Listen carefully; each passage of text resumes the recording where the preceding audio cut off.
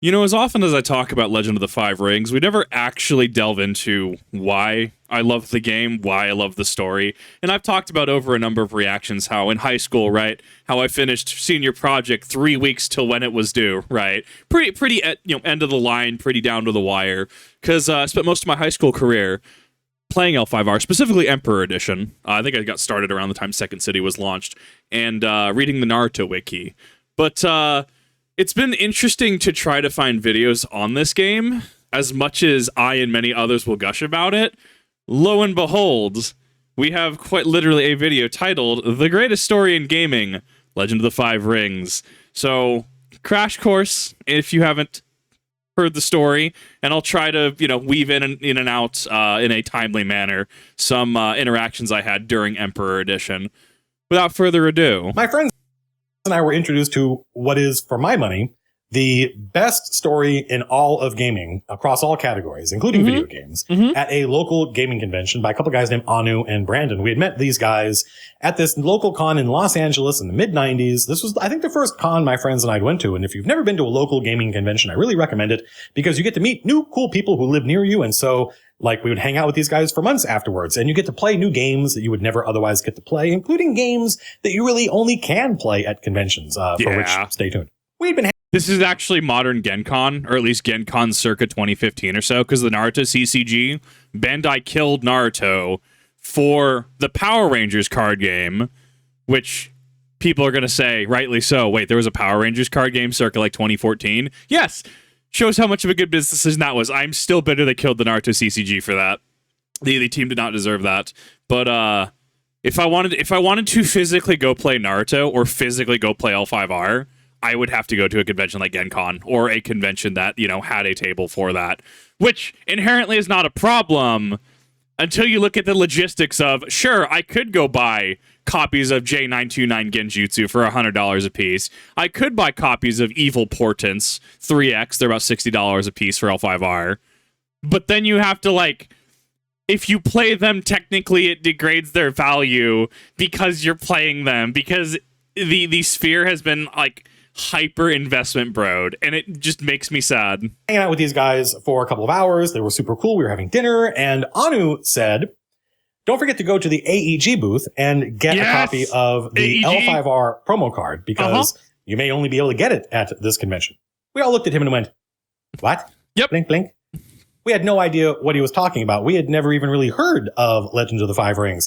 And he got this look on his face, which I'll never forget, because he realized, even though he didn't know us well, he'd only known us for a couple of hours, he realized he was about to introduce us to something that we were going to become obsessed with. And he was completely correct. And he introduced us to it in what I think of as a very effectively dramatic way. He really hooked us. He took the promo card out of his pocket and showed it to us, and this is it. This is the promo card my friend Anu used. Of course, it's the False Hoteri. Oh man, this was back when they had the the card backing that the literal Olympics got a little not okay with. Ooh, this was back when we had this was OG Egg of Panku. This was well before my time. I started an Emperor. You have to understand. I started towards the tail end of this game. But, people who played, had somebody in chat just hi, I was playing during Clan War. And I'm like, you played way, way before I did. But thank you for being an absolute legend. Ooh, yeah. For those that haven't seen it, and I need to open up another window anyways. L5R card back. So when we look at Legend of the Five Rings, this was the card backing I was used to. Kind of this, because you run with two decks. That's why there's two colors. Your Fate and your Dynasty deck. So you have your different colors here. This used to be the old backing. The Olympics did not like this. Thus, the Olympics required things to be changed. It just wild to hook us on this game. And it's somewhat hard to decipher. I think the graphic design was done by an illustrator rather than a graphic designer. But it was a very young company. I mean, everybody at this company was in their 20s, maybe their early 30s. This was a collectible card game, which were huge at the time. And these card games, games like Legend of the Five Rings, is orders of magnitude more complex than anything out now. Yes, bro. Oh my God. No, I have to give me this one. I had somebody just say L5R dead, Lamau bad game. And I'm just like, I don't, for someone who went to a game shop recently, and learned that the only formats they were currently playing was Commander and Pioneer. Magic's on a death spiral right now. It's not good, especially when you see how much like product I get from Tarkir as well. Product has been really bad. The land system, child's play. The thing about the land system, the mana system from Magic the Gathering is how you utilize your mana. Whether you're running singles, whether you're running like single color, whether you're running dual color, triple color, etc., 5 color, whether you're running me who just runs colorless and I run Urzatron, right? Like, it's how you use your mana. With Legend of the Five Rings, we literally had things, and I guess there was an older print of this, which I didn't know. Some Scorpion Clan, so L5R, Den of, and I've talked about it before, right? I've talked about this is an older printing of Den of Iniquity, showing how storied and old this game is effectively. I know my face is covering it. I might have to actually do this for this reaction. Yeah, Den of Iniquity. The holding systems and the stronghold system was leagues more complex than Magic could ever hope to achieve. And that's not even a joke. That's not hyperbolic. I much prefer the land and stronghold system because Magic makes me fall asleep. Magic the Gathering was only a year or two old, and folks didn't yet know. Is it a complex game? Is it a simple game? Because it was the only one, and the assumption was since it's the first one, it must be relatively straightforward. Any new game is going to have to be more complex. Nobody thinks that way anymore, for which see Hearthstone, but that's how they used to think. This game is incredibly complex, and you can tell just by reading the card. Yes. Reading this card actually tells you an awful lot about the game. It's a great way to hook a player. It says that this person is a Scorpion Clan deceiver, and so right out of the gate, you know that there are different clans, and one of them is the Scorpion Clan. Also, he is a samurai. Scorpion Clan, aka my clan, because I'm an awful person. So, I'm gonna have to go back and forth on this, aren't I? So, they did change keywords down the line. So, underneath my my fat head, Scorpion Clan Deceiver in old is presented as a single keyword. However, when we look at things like my clan champion, when I played an Emperor Edition, Bayushi Natoshi, can I find the actual OG? This is the one I played.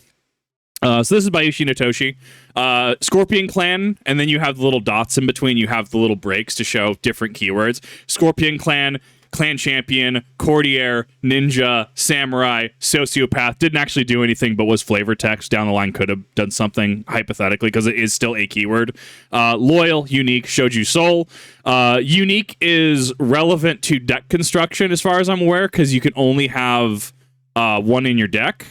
And the way that so there were two keywords. One was unique, meaning that was a unique personality. We don't use creatures use personalities, meaning you could only play one. And then you had singular, which was you could run multiple copies, but only one could be in play. Think like Magic's like legendary role. So you look at the modern. This was Emperor Edition. This wasn't Ivory. Ivory, I think, cleaned it up a little more. They added instead of bow, they added a little like samurai bowing symbol. They added a little bit more to that. So when we look at old 5R, the keywords don't actually line up, and that is a fair criticism where it wasn't as streamlined as it was towards the end of the game's life cycle, but that's fair. I mean, Magic didn't have old Magic had Shahrazad, okay, a card that I would 100% play because I am that guy. I would play 4 of that for obvious reasons. You can't play 4 of them even if you get your hands on them because they're banned in like every single format because it's a ruling nightmare. Point being, the keywords got better as the game went on, but it's always wild to see old cards like this. So now you know that this is in some kind of fantasy medieval feudal Japan. If you keep reading, It says that he will not join a Crane Clan player. So now you know that there's a Crane Clan, which is cool, and that they are in opposition to the Scorpion Clan, right? We're only like 2 sentences into this card, and we already know a lot. There's a lot of drama just in this one card. The Scorpion Clan Deceiver, who will not join the Crane Clan. And also, you can activate him and cause all Crane players to lose 2 honor. And now you know something else about Legend of the Five Rings, something very important about Legend of the Five Rings, that it is a game about honor. But I haven't gotten to the weirdest part, the part that actually did hook us, and that is the first text on the card, which says that this card counts as the egg of Panku for uniqueness purposes. Wild. Which was complete gibberish to my friends and I. So for that purpose, I mean, I have background information, and clearly he got background information after that. So this is actually fascinating from a deck construction standpoint, because think about Emrakul the Aeon's Torn, or insert Magic card here, how you can have 4 of those, right? Imagine if there was a card that did the same thing, or even did something different, but it had a trait on the card, a trait which could not be negated, that said, for deck construction purposes, this counts as Emrakul the Aeon's Torn. Meaning you could run, 4 Emrakul Aeon's Torn's base, or 4 of this other new card, or a 1/3, 2/2, 3/1. Like, you run a mix of them. That's actually an interesting way to balance the game. That's fascinating. We said so. We're like, is this English? What is going on in this card? And Anna's like, okay. And he had to rewind the clock and explain what was going on in this game that hooked us and caused it to be what I consider to be the best story ever in any game. That's because this card exists only as a result of what happened in what they called a storyline tournament. They would have tournaments at local game stores across the country. At one of these local game stores, this official sponsored tournament, promoted as a storyline tournament, in the final round, a Scorpion player faced off against a Crane player. Now remember, my friends and I really have no idea how to play this game yet. Anu was telling us the story. And in this final round of the storyline tournament, Is this the story of, did the Scorpion player take a dive? I heard allegedly there was a tournament where, what was it? Because there was tournament fixing, quote unquote, right? Which was very thematic. Like, say you had a Scorpion and a Crane player, and the Crane player knew that the Scorpion player was being matched against the Phoenix Clan player, but the Crane player had a bad matchup against the Phoenix Clan player. So the Scorpion Clan player would beat the Phoenix Clan player out, but then take a dive for the Crane Clan player later on in the tournament. I heard that this was the atmosphere. I never got to see it because I never went to big Cotes and stuff. Being in Idaho, the closest was Portland or Seattle, right, where the big Cotes were. Never had the ability to go just because school time, high school, etc. But this community. The Naruto actually had something similar for a couple sets. Donzo, actually, one of my favorite cards in the game, as a reinforcement. You can actually see in the top right, card designed by Eric Malone, 2010 champion. This card was actually ahead of its time. This was released during Weapons of War, which was set 22. This was sacrifice of ninja with keyword Sharingan I, put X growth coin, so a +1/+1 coin, where X equals a sacked entrance cost. So if you sacked a Sasuke Uchiha with entrance cost 5, which is a 5 in the shuriken on the card, this got +5/+5, making this a 9/8 monster. I liked it. So Naruto kind of had something similar, and I think if you want to make a successful TCG community nowadays, you need something like this. Part of why I like L5R. Crane Clan player plays this card, Doji Hoturi. Doji Hoturi is the Crane Clan champion. He's also the greatest duelist in the Empire. Which means when you play this card, it means you're going to try to win by dueling. That's win by honor is what it's called. You get to a certain amount of honor and you win the game. And an easy way to do that is by dueling other characters. So this is the greatest duelist in the Empire. It's going to be hard to beat this guy. You better have another way to win besides honor, because now it's going to be a race between whatever victory condition you're going to try and use and this player trying to win by honor. Well, the Scorpion reaction may change any duel he is entering to give a test of personal honor instead. Oh my God, you Crane Clan players. I say as one of my good friends is a Crane Clan player. Don't worry, we harass each other constantly. I'm Scorpion, he's Crane. This is just just that casual clan you're punching back and forth. So that loser loses 3 honor and must commit Sudoku or he is dishonored. Yes, I'm censoring that on purpose. Sudoku as a mechanic also changed throughout the years, from my understanding as well. Clan player used the Crane Clan's strength against it by playing this card, the Egg of Panku. Panku is a dragon, and its egg allows you, when you play it, to copy another character in the game. So the Scorpion Clan player plays the Egg of Panku and copies Doji Hoturi. Now this. So for those who actually played L5R but not the later editions, we actually had a new Panku.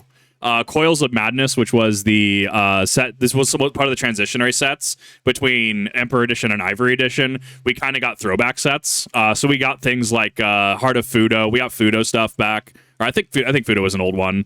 We got Bayushi Kachiko. We got Doji Hoturi. We did get a new Panku.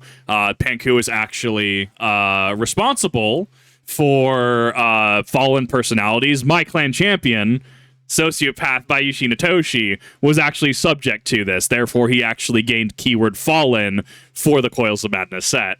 Just if you didn't play the later sets, because, reasons, time, etc., Panku did kind of get come back. Like Kokujin as well. They kind of got referenced in a set being transitionary into Ivory before the game ultimately ended with. Look, 40k players, I'm going to level with you. We want to talk about story beats being just rough. Spider Clan, Daigotsu Kenpeki shows up. I think he showed up to the second city. Someone's going to have to correct me on this lore. Literally shows up to the second city and just says, I win. Grats. That's how the story ended. And then we had a couple years later, we had the L5R LCG, which was kind of a reset back to Shoju's time. Bayushi Shoju. But then the virus, the funny pandemic, kind of killed the community, and Fantasy Flight hasn't really released anything since.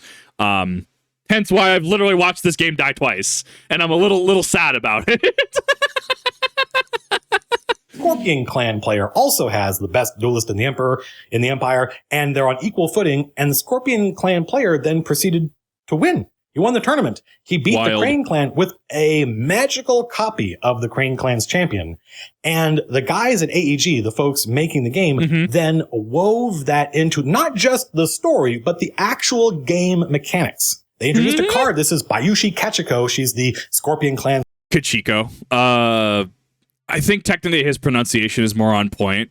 Because Japanese has equal stress on each syllable. So yeah, but I'll say it the Americanized way, which I shouldn't. I should definitely be doing better than this. Bayushi Kachiko, right? But you know, it's Bayushi Kachiko. It's very American the way I say it, and it's probably makes some native Japanese speakers cringe a little bit, and I'm sorry about that. Do you know? Oh man, I've been looking for some Kachiko copies. I've been trying to find the one with the kanji that was problematic, let's put it that way. Seductress, and goes on to become one of the most important characters in the game. And there's actually, there's this great tragic love affair between her and Doji Hoturi. Tragic is technically true, I guess, but doomed is probably a better way of putting it, because Doji Hoturi is married and Bayushi Kachiko is not his wife, and he falls in love with her. And she is a seductress. She's, I mean, evil is too simplistic a word for it, which you discover as you play this game and the story reveals itself. And that's another part of the story, is it's not just about the rise and fall of empires. It's not just about honor. It's also about love. Great love affairs happened in the context of this game. The way the folks at AEG had the story play out as a result of what happened at this game store was they had Bayushi Kachiko, the Scorpion Clan seductress, poison Doji Hoturi, her lover, right? She seduces him, gets him to come into her tent, and then she poisons him. And while he's drugged and insensible, she uses the egg of Panku to clone him. And then she sends the clone of Doji Hoturi out into the world to do dishonorable things, thereby bringing dishonor upon the Crane Clan, which was So I had forgotten these plot points. This is such a Scorpion Clan thing to do. Oh my god, like, oh, that is a very Scorpion Clan thing to do. Yeah, that tracks for my clan. So when I was playing Final Fantasy XIV, those that have seen the VODs over on the VOD channel, Kazunikip TV, remember how I was running through Stormblood, and every time I saw Yotsuyu, I very specifically said she pisses me off because she's Scorpion Clan, she's my clan, but she's the side of the clan that I detest. Look, at the end of the day, I feel I'm more on the Shoshiro side of things, okay? I'm more of on the ninja shinobi side of things. Think like, you know, Shoshiro Rory, where you just get to like redirect attacks and stuff like that. Send me in. I'm going to turn personality sideways. You're going to either go down from negative force, negative chi, poison tokens, or I'm just going to bow myself and outright just destroy your unit. The Bayushi are very... Yeah, this is a Bayushi thing. Oh my god, maybe this is why I like the...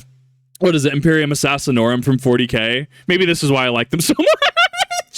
A whole part of the Crane Clan falls. They become a dishonored clan in the game. Their game mechanics change, all as a result of something that happened at a local game store in a storyline tournament. In other words, in a way that really no other game I've played has done, the players had control of the story in Legend of the Five Rings. And it was a hell of a story. I mean, it was epic. It took place over 3 years. And, you know, the next time my friends and I were at a local gaming convention, of course, AEG was there. They were a local game company. So we would see them all the time. And they had promised everybody that the story of Legend of the Five Rings, which began, that was called the Clan War, and it started in 1995 when the first game was released. I want to put this in perspective, chat. I'm 30. Okay, I hit the big 30. I got 5 years till I can become Tingle. Okay, just we're getting there. But I want to put into perspective. This game came out the year I was born. I was born in 95. I'm actually technically older than Logan Paul. Your sense of time is broken. You're welcome. Expansion that came out revealed more of the story. The game mechanics changed, all to reflect the things that people were doing at tournaments in play. And they promised their players that this storyline, the clan war, in which there were 6 great clans vying to see who would become the next emperor, because the emperor, Hantai the 38th, was poisoned and dying. Poisoned. Hante, technically. It's the EI versus IA, or AI. Semantics, he's pronouncing things just fine. That's just brain. Actually, by Bayushi Kachiko, she goes around doing a lot of that. They promised everyone that the storyline of the clan war would resolve and the game, Legend of the Five Rings, would end at Gen Con 1997. They called it the Day of Thunder. So the game's going to come out. It came out in 1995. It gets an expansion every quarter or thereabouts. Each expansion advances the plot based on the things the players were doing in play, and this competition between these great clans to see who would become the next emperor would resolve. And keep in mind, there were dozens of story threads woven throughout this game that they played over the course of 2 years, and it would all resolve at Gen Con 1997, at which point they would close the doors on Legend of the Five Rings, and it would become a complete thing. It would be done. I confronted the owner of AEG, John Zinzer. I didn't know who the guy was. He was selling cards at his booth at a local game convention, just like any other employee. Dude, can you imagine, like, if Mark Rosewater, I know he's not, like, super high up, right? He's lead designer, right? For all intents and purposes for Magic the Gathering, right? All intents and purposes, not a position to scoff at by any means. Just imagine, like, Mark Rosewater at conventions, just, I don't know, at a like, Wizards of the Coast booth, just talking to the community. Can you, like, imagine that? Can you imagine John Warhammer at a Games Workshop booth and being able to talk to, like, you know, like, big shot, like, John Warhammer? Wild Darth Z to those of us who made minis for Clan War. You know, I love your commentary, Bald Ruminant, because it's fascinating to pick your brain about these things. There's a reason why, even though I started in late Emperor, right? Like, just hearing about the history of this game it's why when I talk about Warhammer, right? And why I've been so stressed because, I hate dealing with the online community. It's because I came into the game late. I can still show the game and what came before it mad respect and have fun with the medium. And I've met people, like, I literally, so if I was going to make a video on this. Father's Day, short tangent. Father's Day, got my dad an Imperial Knight, right? Went to store, bought Imperial Knight, was walking up to counter, right? Sitting in counter, because it was literally Final Fantasy 14, or Final Fantasy draft for Magic. Dude just looks behind, looks back, looks behind.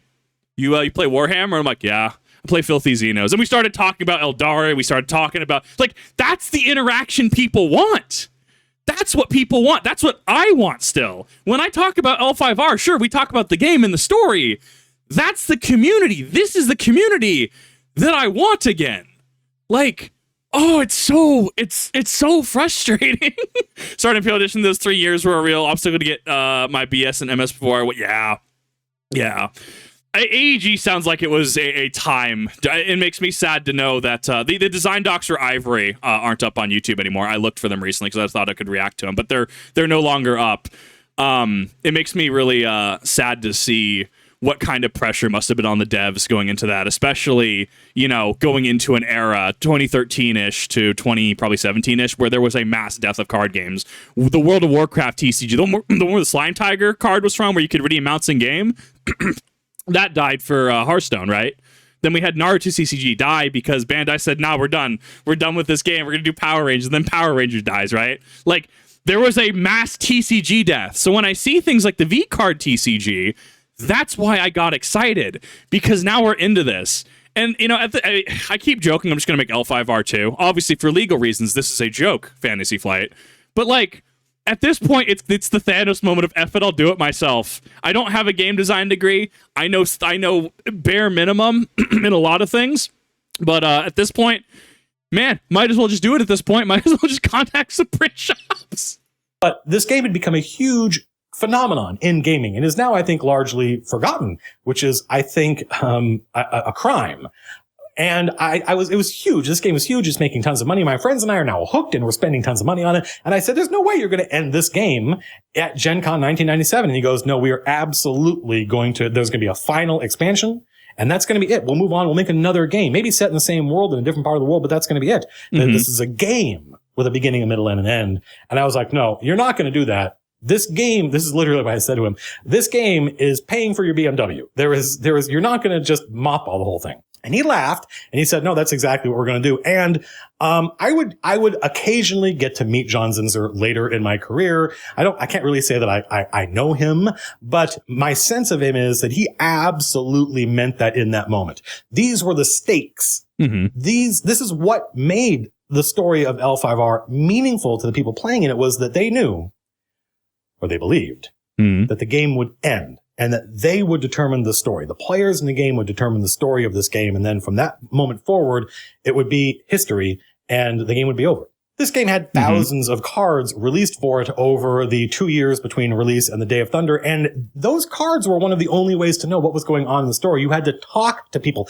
They never wrote it down anywhere. They would fictionalize it. They had a fan club an official fan club you would join, and you would pick what clan that you served. That was another cool thing I loved about the game is when you bought the game, you could, it's like playing Hearthstone and you can pick any character you want to play, but imagine identifying yourself uniquely with one character or class or faction. That's how you played L5R. You would send off your box tops or whatever and say, I am a Crane clan player. And then from that point forward, like every quarter, you would get a printed newsletter mailed to your house that had the events from the previous quarter retold from your clan's point of view. So that's so cool. So here's the thing, just from a design standpoint here, right? Like, even if you're coming into this blind, what is the game doing well? What is the game doing that no other game realistically is doing? Whether it be Magic the Gathering.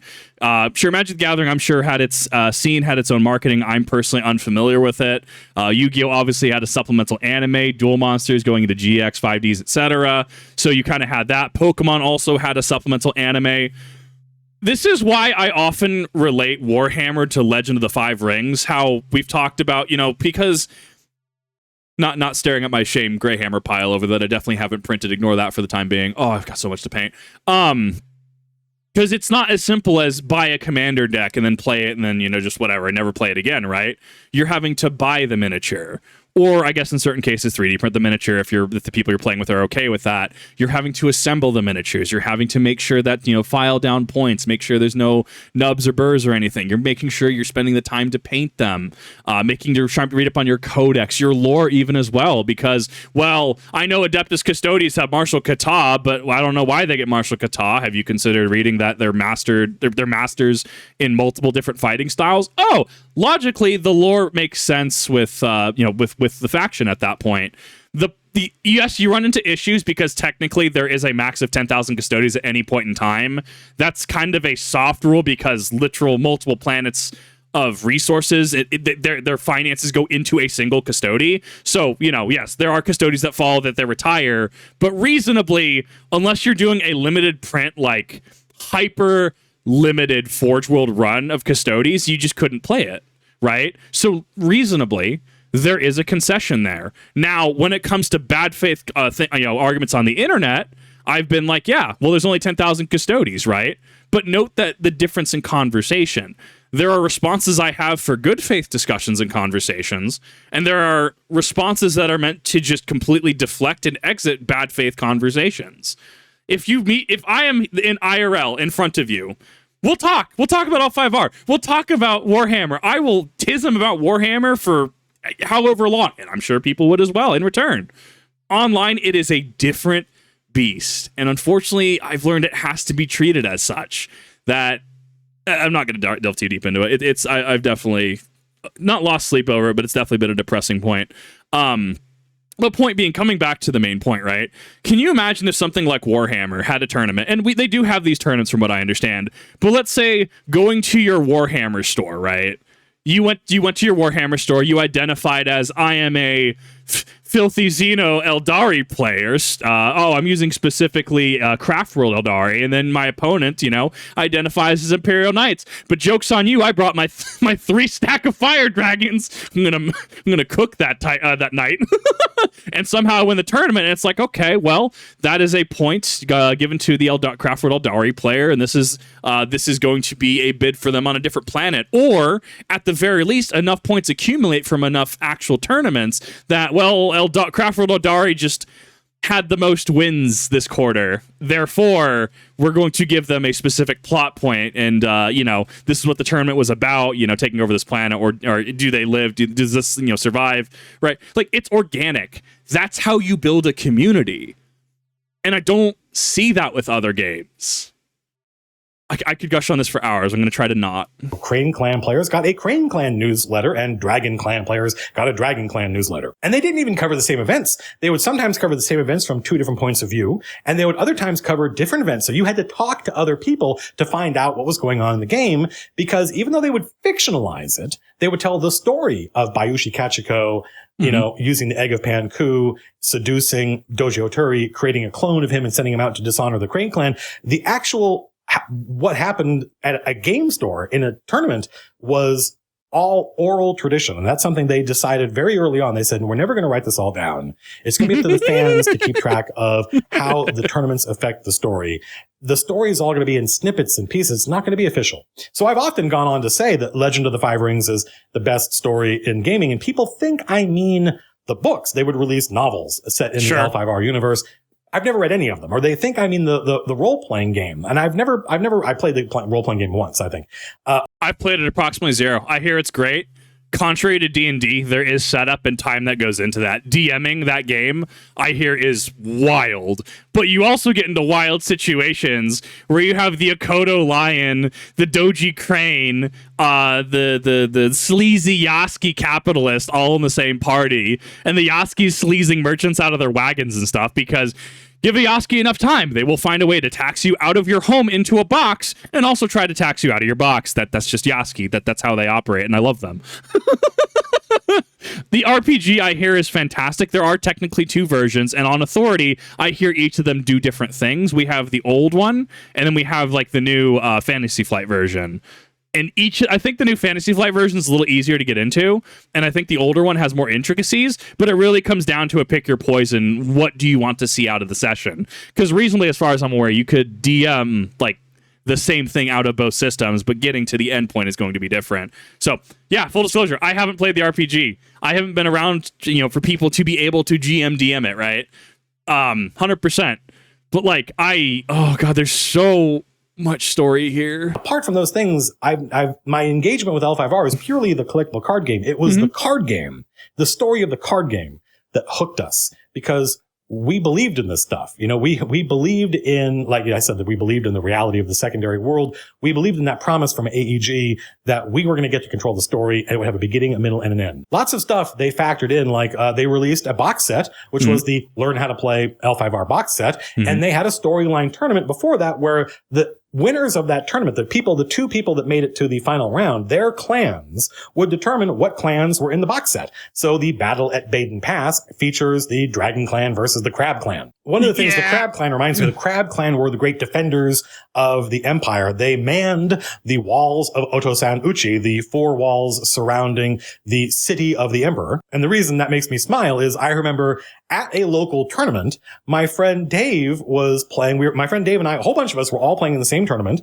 And I watched my friend Dave at another table playing this game, and he just turned and looked over at me and pointed to the dude across from him and mouthed, "This is amazing." And I'm like, what is happening over there? And when my game wrapped up, I probably lost. I went over and I watched Dave's game play out, and Dave turned to me and he goes, "This guy is trying to rebuild the walls of Otosan Uchi." And I'm like, what?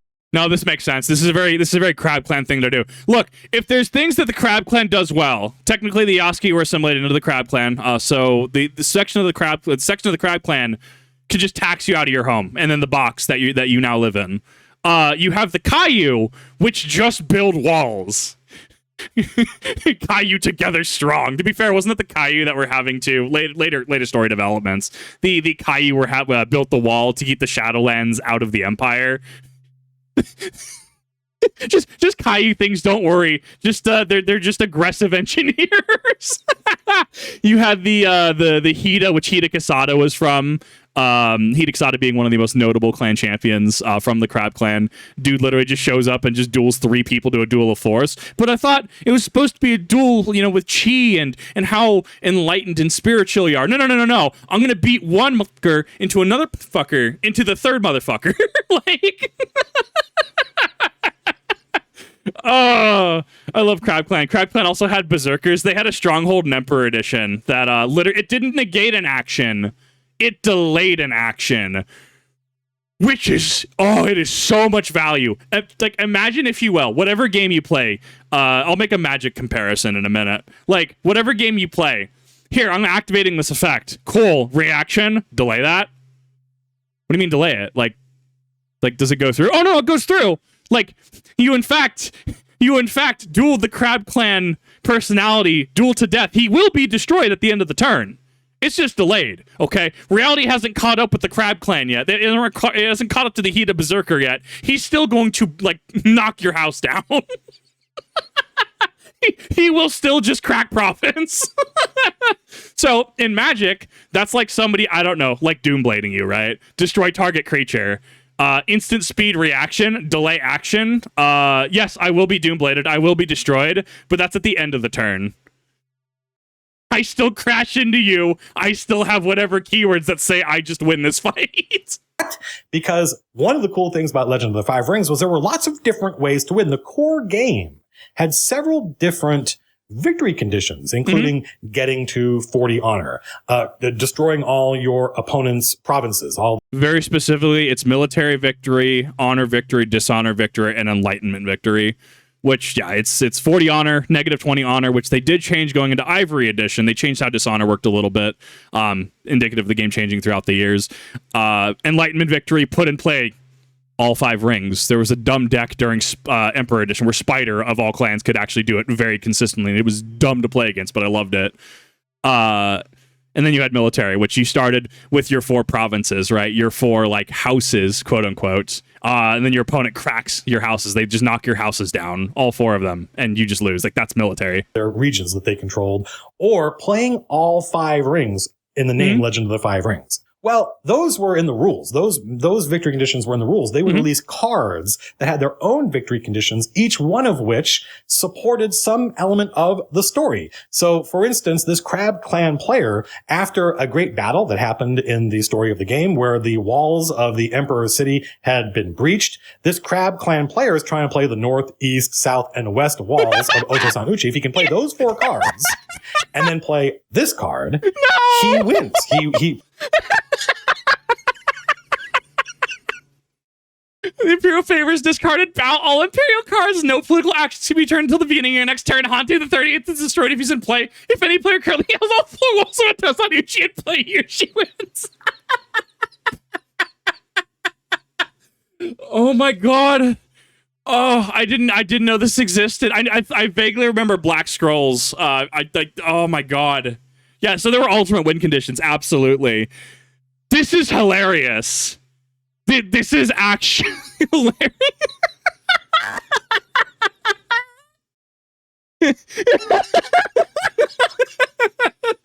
Oh, that is so aggressively Crab Clan, it actually hurts. Plays a card and he wins. And we all loved that. We loved the fact that there were lots of crazy different victory conditions. And my friend Dave, who, you know, he really, playing in this tournament meant a lot to him. And he was about to lose and he knew it, but he was completely blown away. He loved watching this guy trying to do this impossible task and succeed. And so Dave's attitude was, I'm going to lose, but I'm going to see something amazing happen. And that's what differentiates L5R players, the people I love to talk about and talk to, and love that there's people who just through reactions have been like, oh my God, this idiot knows what Legend of the Five Rings is, in reference to me, right? This idiot knows what this is. You get it. This is it. This is why these players differ. Because what do you mean? Oh my God. I had a buddy once upon a time. I don't talk to him anymore. But he got really upset when his like $2,000 card fight Vanguard deck lost, right? I mean, Vanguard very RNG heavy, shield mechanics, trigger mechanics on cards, right? Like very, it's a very aggressively Bushiroad game. Let's put it that way. I really don't have a problem with it. Not my preferred game. I played during Duo Rates and Minerva before the first reset. I guess we're 2 resets in. Just pass. Can't get into it. But like, that's the thing is I've seen people get so salty. Or I was playing Pokemon during this was I think transitioning into Sun and Moon format when like Shaman EX was still legal. It was transitionary period, and I did this jank like Alolan Ninetales. Your EX GX doesn't hit me. Swap into Galissapod. Galissapod hit. Emergency exit into Alolan Ninetales. Like so it was like Sword and Shield like swap status, right? And dude was just like, nah, like it's not that he got angry, but you could tell he was just frustrated that he was losing some jank combo. When you can lose and you just have this awe about playing the game, that's what separates L5R players. One of the victory conditions in Legend of the Five Rings that came out as a result of a card was the Darkest Magics. And if that I haven't heard of this. Rings a bell, it's because a lot of the bones of the story, I don't think none of us knew this while we were. Let me read the card really quick. If any player already has used or has attached 7 black scrolls, they win the game at the beginning of the next turn. If any player ever used salt 12 black scrolls, they win the game. Yeah, I forgot these even existed. This was way before my time, but it's so cool to learn about these. The bones of the story, I don't think none of us knew this while we were playing it, I think, because it was so spread out. And you're talking about a game that is way more complex than something like Game of Thrones, because there are hundreds of characters in the 3 years this game was out, each character represented by a card, and there would be an experienced version of the card so that as this character's story advanced, there would now be Doji Hoturi and experienced Doji Hoturi. And you would have to figure out what happened in the story to change this character into this character. A lot of the... He is correct. So Bayushi Natoshi, you have, like, if you look at Bayushi Natoshi here, my clan champion during Emperor, this is base, right? There's no experience keyword. His Coils of Madness version, as the story progressed and he became Fallen, was experienced. That means, so they do take up the same deck slot for construction rules. You also had a like Shoju Soul. You had a soul mechanic. So this was more for like legacy when you were dealing with ancestral personalities and stuff. I say ancestral because like, you know, literally like older versions, right? Or just, you know, your ancestors for all intents and purposes, who actually take up the same deck construction. I think it was it Bayushi Mojito? I think it was Mojito. I'm gonna misspell that. Not Mojito. Yes, this guy. Yeah, but I guess that's because he existed in a prior version, where you had this, and then you had Champion Array, Yojimbo Experience. I can't find it offhand. But there's something to do with Mojito where you couldn't use. Yeah, you could use like the new version that was an Emperor, and you couldn't use the old version in tandem with each other because that's just how that works. And then you go into Ivory, you know, going into the next edition, there it is, the Poison Mask, where he has experience too. Now, when we talk about, you could actually ascend to a Kami. Shoshiro actually was one of the. Oh my god, I'm not gonna be able to find it offhand. It's because Shoshiro's an entire family. What if I put Shoshiro Kami?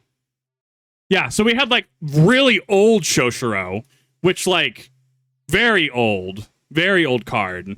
And then we went into this is actually some sick. I really love Rower from Emperor, one of my favorite arts in the entire game. But then we have Experience 7. I think he went Shoshiro experienced Experience 7. Experience 7, if I remember correctly, meant that they actually became a kami. Like they actually like leveled up to the point of divinity. Bones of this story came from a movie that would later become one of my favorite movies, Big Trouble in Little China. The Darkest Magics is a quote from that movie. The Darkest Magic. The bad guy I haven't seen it. From that movie is basically the bad guy in L5R. The Darkest Magics was a card, this is what it looks like, that said if you played all 7 black scrolls, which was the number of black scrolls in the game at the time, you win. So people would build decks expressly to do this. And when you saw them doing it, it was amazing. It was hard to do. They were not often efficient decks, but they were not competitive. They were often not competitive decks by any stretch of the imagination. However, those few times when you were able to do it, it was so satisfying, right? You were able to effectively set your own difficulty level and play a competitive game at an arbitrarily high difficulty level on purpose just because you wanted the satisfaction of doing something incredibly difficult. Well, Oh, 100%. You can have this in other games as well, right? You can have your jank magic combo that you need to slow roll to turn 30 to do, but you can do it every turn 30, but you have to get to turn 30. In Yu-Gi-Oh, you can just omit most meta strategies, and that's like, yo, I'm playing Frognarts at a tournament, right? Like, in a modern tournament, right? You'll get blown out for all intents and purposes. Like, you can do this in other games, but like, Exodia is a bad one because technically the modern Exodia tech, the fusion that just hits for like, what, 5k damage? Or it's like 5 or 10k. I can't remember. I have to read the card again.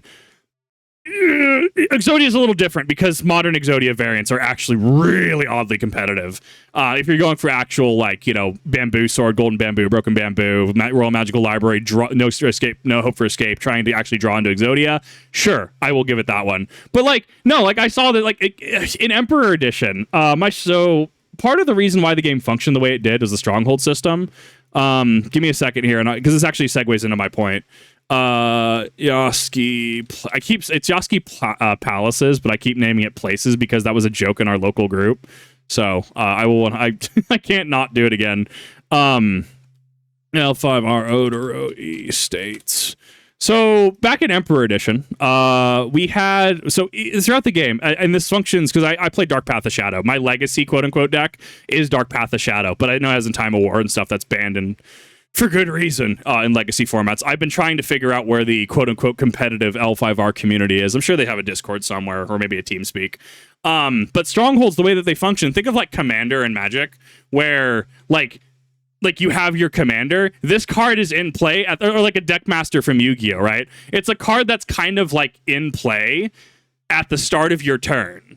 Or sorry, at the start of the game. And it operates similarly to your other holdings. So in Magic, you have a base land that you just start with, and it stays there the entire game. It taps and untaps like regular land cards, and it provides a starting economy for you, is effectively what it is. So if we look at Yoski Places, I know it's Palaces. I can't. My local group corrupted me on that. It's too funny to say places. Yoski Places, you have 5 province strength. You're pretty brittle, right? You're playing merchants. You're not necessarily going to have the biggest of walls, right? 5 gold cost, ludicrous, okay? 5 starting honor. I'm going top to bottom, right? 5 starting honor, pretty good. The Okoto, the Lion players are definitely always generally going to be at the top whenever they play. Your Scorpion Clan players will always underspeed you. Whoever had the most starting honor did go first. So that, instead of being a random dice roll or random coin flip, was actually controlled in-game, which I actually did like. Especially because the game played into whether you're being honorable or dishonorable. And then Yoski Places. Before the game begins, you must declare whether you're a Crab Clan or Crane Clan player. I actually really like this. I actually really like seeing legacy stuff like this because it's really cool. It twists game design a little bit, and I love it. Your stronghold produces 1 less gold when paying for a personality or followers. That's fine. So you buy your holdings, you buy whatever capitalism scheme you want. I know in Emperor we had port market scheme. We had we had ports and market because it has like keyword port or keyword market on there, right? And there was one that was like produce X amount of gold where X equals like the amount of ports and markets you have in play. So with Crane Clan, I played like the era. I played Duelist, transitioning from Emperor to Ivory. You're making like one harbor taps for like 12 gold, and you're just like, I'm just gonna buy all of the things, just win capitalism. And speaking of, segueing into this, why this is relevant, why I actually did the segue, is because not everything is going to be hyper competitive. I tried playing Odoro States in Emperor Edition. I tried playing Ninja. Ninja Scorpion did not work in Emperor Edition. Not when I was playing. It did get a little better. We did get some cool actions. Shoshiro Roru definitely did help with the redirection. Reaction just target different personality. That's where we got into Shoshiro Roru. Reaction to action, target redirect to Goju Sawaki, which was a 5-cost Spider Clan ninja. If Goju Sawaki is targeted, reaction, he splits into 2 ninjas that are 1/1. Like we had shenanigans like that, but I couldn't compete with Kalani's Landing. I couldn't compete with No Face. I didn't know how to go against that deck before it got hit. I had issues. I wasn't good at the game. I really wasn't. But I had a lot of fun with the game. And even then, like, to showcase, like, we looked at the Crab Clan Stronghold. It's a 7-4-0 split, right? Not really that good. It's aggressively average for Emperor. You do not lose honor from ninja cards you own. Cool, awesome trait. Pretty cool. Ninja open, so that can be is a keyword ninja may be used on your turn or your opponent's turn. That's what open means. Think like instant from Magic, but like at sorcery speed, if that makes sense. Open and limited determined when you could use it in battle as well. Look at all face down cards in one player's provinces. I'm gonna check that. Cool. I don't really want to go after that, so I know not to hit that this turn, right? Or ooh, that's your clan champion in your province. I'm gonna go hit that. I'm gonna send declare. Gonna turn card sideways, declare military assignment there. Attempt to crack your house there. Ninja battle. Obviously, there's battle action as well. Choose your performing unbound ninja personality. Range 4 attack. You may move your personality to your home. Sure, it did some of the movement tech. Like this is aggressively mid, all things considered. Which does contrast with Path of Shadow. We have the old Ninja Clan Stronghold, Dark Path of Shadow. You can tell from its age. 0-3-0 split. Oh my god, I'm gonna have to actually get close to read those. Your non-personality ninja cards enter play for 2 less gold, so everything inherently has a discount. Think clan discount. You cannot lose honor from opponent's card effects or your ninja cards, which is already a step up from Odoro states where you couldn't lose honor from your own ninja cards. And then obviously as a battle, if the total chi of an army attacking one of your provinces is less than 10, keep in mind, we don't have walls. We're the Dark Path of Shadow. We don't have protection. So thus, if the chi of an army attacking one of your provinces is less than 10, send all attackers home bowed. So you send that entire attacking force, that invading force home, and they're quote-unquote tapped, right? Effectively. You can do this while the stronghold is bowed, and in a battle in which you cannot perform actions. You see how that there's a discrepancy here. It's much like having a card in Magic the Gathering be like, oh, well, this is a 3 red mana for 3 damage, and this is 5 red mana for 3 damage and maybe some other effect, right? Which one is more consistent? You will have cards that are just better. You will have cards that just aren't better. You will have cards like the Darkest Magics or trying to rebuild the walls of Otusanuchi, where it's like, cool, let's do the thing. Sure, you're not raring to win, but it's fun. You're setting this up much like an RTS, in my opinion, where you have your gold economy. Tap your stronghold buy holdings, which are effectively your quote-unquote land cards. Land cards come into play tapped, much like land cards come into play tapped in Magic.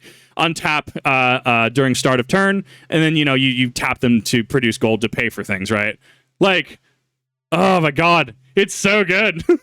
I can talk about this game for hours. In order to understand why this is cool, you need to know what the Black Scrolls are. The Black Scrolls were the tools used to bind and constrain Fu Leng, the enemy of the game. And this is where you can kind of tell that it's not by any means strictly Japanese. It's it's a white guy's idea about what's cool about fantasy Japan, because some of these syllables do not exist anywhere in Japanese language. Mm-hmm. It's borrowing from Chinese mythology and all sorts of stuff.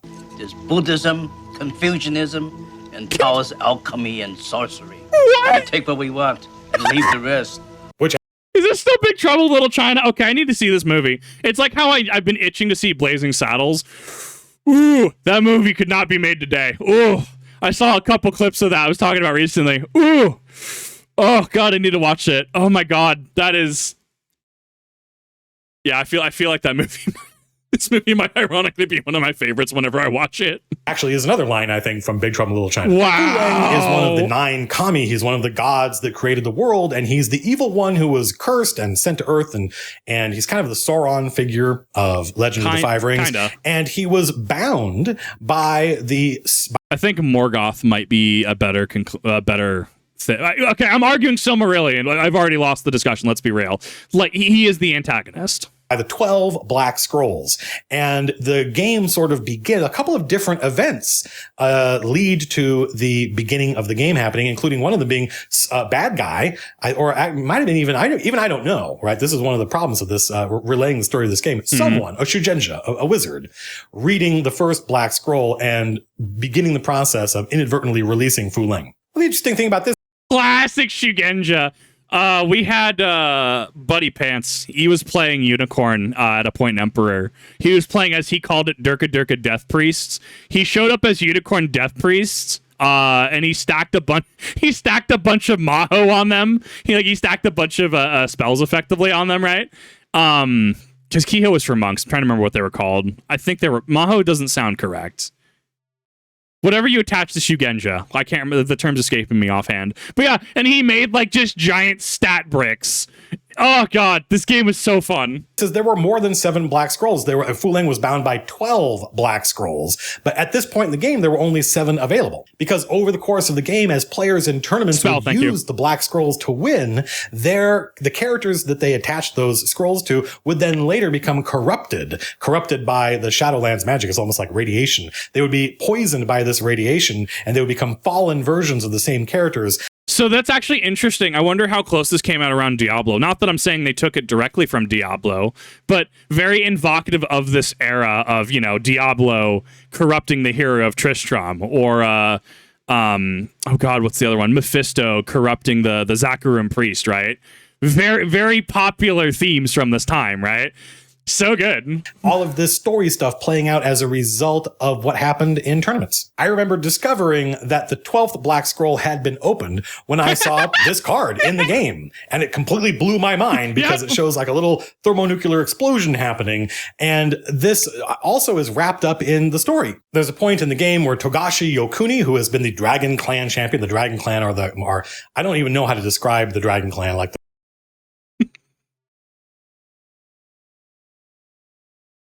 I have to laugh because if someone asked me to describe the Dragon Clan, that I had to think about that. That is unironically how I describe the Dragon Clan. I don't really know how to describe them. They have monks. They have duelists. They have monk things that they do. They have keyhotes. I don't really know how you describe Dragon Clan. There was a really heavy bias going into the LCG, the Fantasy Flight version, because they did have one of the best actions in the literal game. L5R, it was called Let Go. This was from the LCG. And the reason why this card was showed Dragon Clan bias a lot is because a zero cost action just said, choose an attachment, discard it. Pretty simple, pretty clean, like we can all understand what's going on, right? This inherently means that if your attachment was like over 2 gold cost, you really had to justify your existence, or you were strictly just bad. Now, I'm sure there's people who played AEG's L5R, LCG with the honor dial and stuff. Interesting mechanics, right? I actually enjoyed the game a little bit. I'm sad that the virus kind of killed it. But yeah, let go is kind of how I describe the Dragon Clan. I don't really know how else you describe the Dragon Clan. He's right. Phoenix Clan were the wizards, but the Dragon Clan were the keeper of mysteries, is maybe a good way of putting it. They were often a clan of monks. Togashi Okuni, who was the Dragon Clan champion, revealed himself after, 2 years of playing this game to be, you'd open up a deck of cards and you go, oh, there's a new experienced version of Togashi Yokuni, except he's not called Togashi Yokuni anymore. He's just called Togashi. Mm-hmm. And now it says he's this, that, and the other thing, and he's a kami. Yeah. And you're like, wait, hang on. What? You mean this whole time? This character in the game, Togashi Yokuni, the head of the Dragon Clan, isn't just the head of the Dragon Clan. He is actually one of the gods that created the earth. And he has been in hiding in this clan for the last 1,000 years. This is aggressively Dragon Clan. Yeah, this tracks. Even if you have a base overview of what Dragon Clan is or have played against it and you didn't know this is aggressively Dragon Clan. Waiting for Fu Leng to try to rise again because another god, another kami is going to try and stop Fu Leng. That's his destiny. You're like, what is going on in this game? And as the story played out and you got more cards and you discovered what had happened at various tournaments, you learn that Miramoto Hitomi, using the obsidian hand, which Bayushi Kachiko had put on her at the Battle of Baden Pass, where she and Hida Yakumo fought, and there's this great classic confrontation between these two characters that would end up very early in the history of the game, would end up paying off at the end of the game, where after Yakumo cuts off Miyamoto Hitomi's hand, Bayushi Kachiko gives her the obsidian hand, which she then has to use to kill the kami of her own clan, Togashi, in order to, this is her destiny, this is her fate, this is what she had to do at the Seven Thunders battle, the last battle against Fu Leng. She reaches into the corpse of the god, one of the gods that created the world, now made mortal, killed by Fu Leng, and pulls out the 12th black scroll from the heart of Togashi Yokuni and reads it, thereby affecting Fu Leng's, ascent to power, but also, again, this is being ripped off from Big Trouble in China, making Fu Leng mortal. I mean, I haven't even talked about this. It's already crazy complex, and I haven't. No, it's great. If you can follow Kingdom Hearts, if you can follow stories like that, if you can follow Dark Souls, there's a story for you here. I kid you not. Read the wikis. I need to see if my buddy still has it. Let me actually message him. He did a dissertation on the second battle, because there was a second battle, on the second battle of B. Like, he did like a paper, because I was just like, yo, do it like a multi-page dissertation on the second battle of Baden Pass. I need to see if he still has it. Your paper on...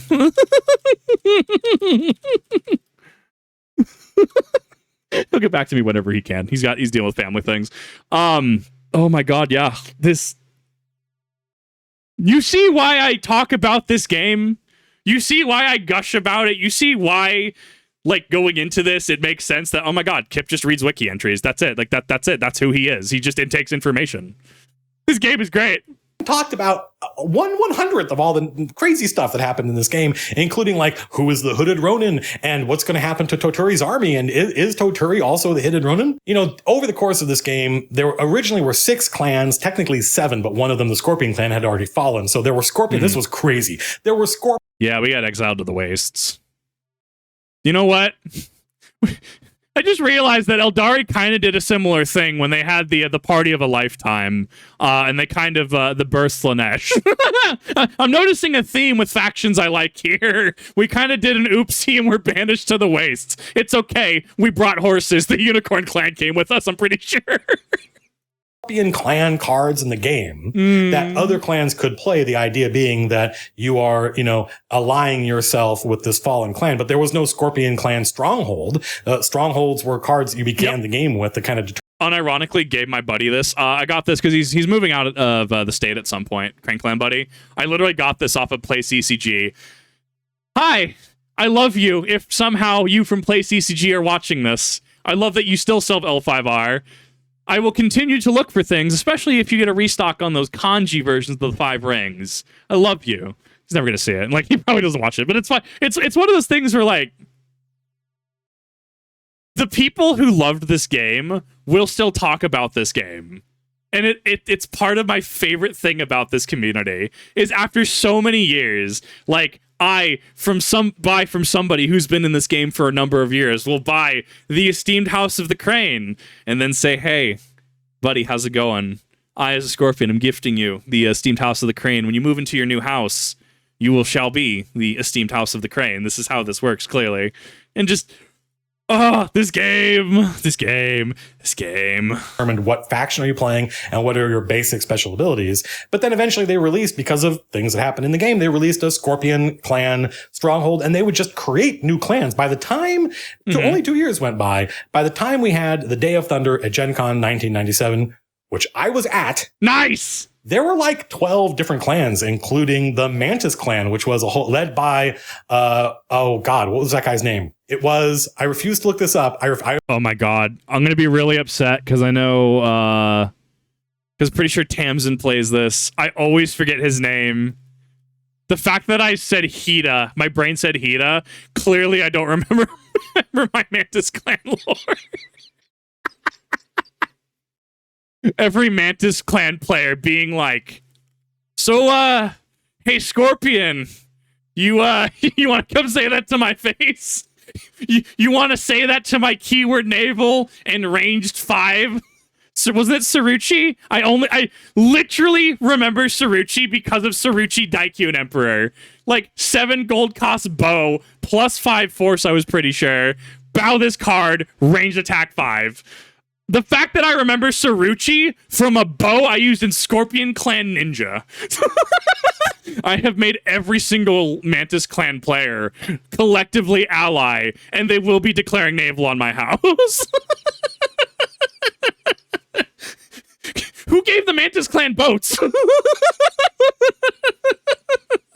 I'm going to remember this because he had a great shirt. The Mantis Clan Yoritomo. It was Yoritomo because it was originally Yoritomo's alliance, an alliance of all these minor clans under the banner of the Mantis Clan, led by this guy named Yoritomo. And Yoritomo. Right. This was, he had, double chi was a keyword. That was way retired by the time I got into this.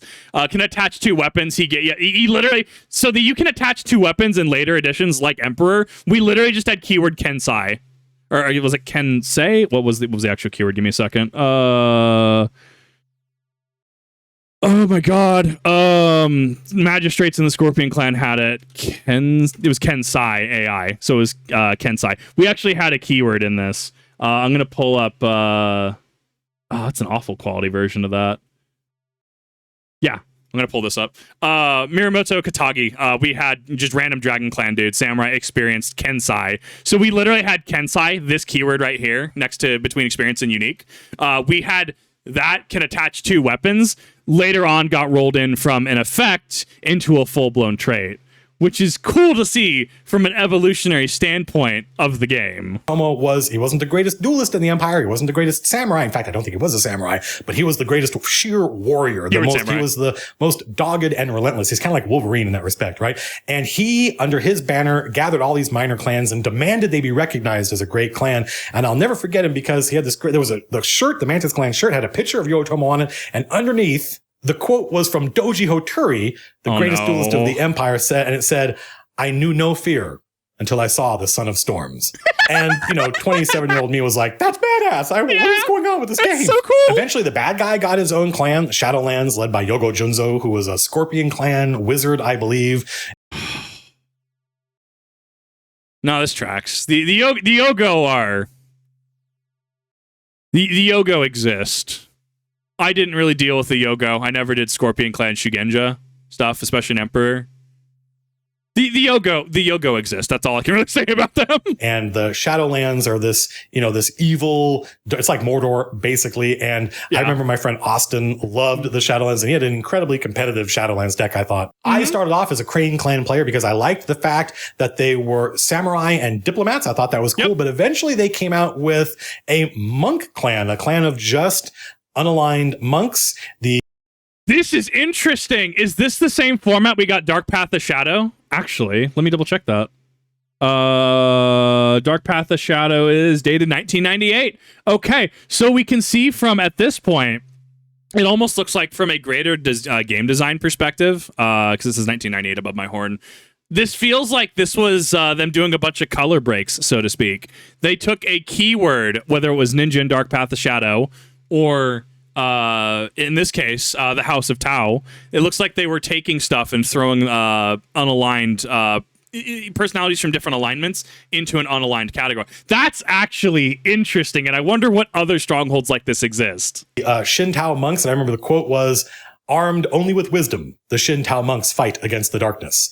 And they were like the keepers of the lore. They were the keepers of the prophecy. And the leader of their clan, Shinsei, was the guy who ultimately turned out to be the Hooded Ronin, by the way, the guy who was going to point out, name, identify the reincarnated Seven Thunders. And that was a big part of the plot of the game, trying to figure out who were the Seven Thunders going to be. You knew who the champions of each clan were because it said so, and you knew that Fu Leng could only be defeated by the Seven Thunders, and most people assumed that the clan champions were going to be the clan Thunders, but built into that assumption was the possibility that they might not be. And for instance, the Scorpion clan champion, Bayushi Shoju, who ended up being undead, that guy can't be the Thunder. And in fact, it was the Hooded Ronin. It was Shinsei's job to point out that ultimately, and you discovered this by opening up cards, unless you played in the tournaments in which these things were decided, you opened up a pack of cards and there was a new experienced version of Bayushi Kachiko that said that she was the Scorpion Clan Thunder. And you're like, the seductress, the evil seductress is one of the people that's going to defeat Fu Leng. And it's like, yeah, because as it turns out, she's not evil in what you would consider the traditional sense. She's just fulfilling her destiny. In fact, one of the first things that happens in the story of the clan war is Togashi. Yep. Oh, yep. This was the, we were talking about this. This was the artwork I'm trying to track down. This is the specific version of the card that I'm trying to track down. This one, yeah, we talked about how this was problematic. Yeah, this is her because it says Scorpion Clan Thunder right here, right? I'm at least assuming this is the correct one because going back, she doesn't have keyword Thunder on her card, but now she has keyword Thunder and she is experienced too. Yeah, the kanji on the door, I don't remember what it says, but was definitely, I think it was a jab internally. We were literally discussing this during an Oblivion stream. Because as it turns out, I will derail an entire stream to talk about Legend of the Five Rings. Oh, God. This copy is also, like... I can't find it. I think I found a couple for, like, 70, which isn't awful. But, like... Yeah, I've been itching to find a copy of this for collector's sake. This was the Coils of Madness art. When we went back, like I was talking earlier, how Coils of Madness, we had references like Kokujin, Panku, etc. We had was Kachiko. It was a jab at the head writer through his pet character. Thank you for that, Bald Ruminant. I appreciate that. I could not remember the context. But yeah, this was apparently controversial until literally Bald Ruminant pointed out, oh yeah, this was the one with controversy. I'm like, wait, there was a controversy surrounding this? As much as I gush about this game, still don't know everything about this game. And I love talking about this game. I will talk about this game till the inevitable heat death of the universe and or the big rip. God, as it turns out, even though everyone thought that he was a mortal, it was like he was basically the Highlander. He was an immortal, but he used different identities every 30 years or so that people thought it was a different person. Togashi tells Bayushi Kachiko that it's up to her to save the empire because it's her duty, it's her responsibility to poison the emperor. She has to do all this stuff in order to affect the outcome of the prophecy. She has her part to play just like everybody else. In fact, my monk deck was...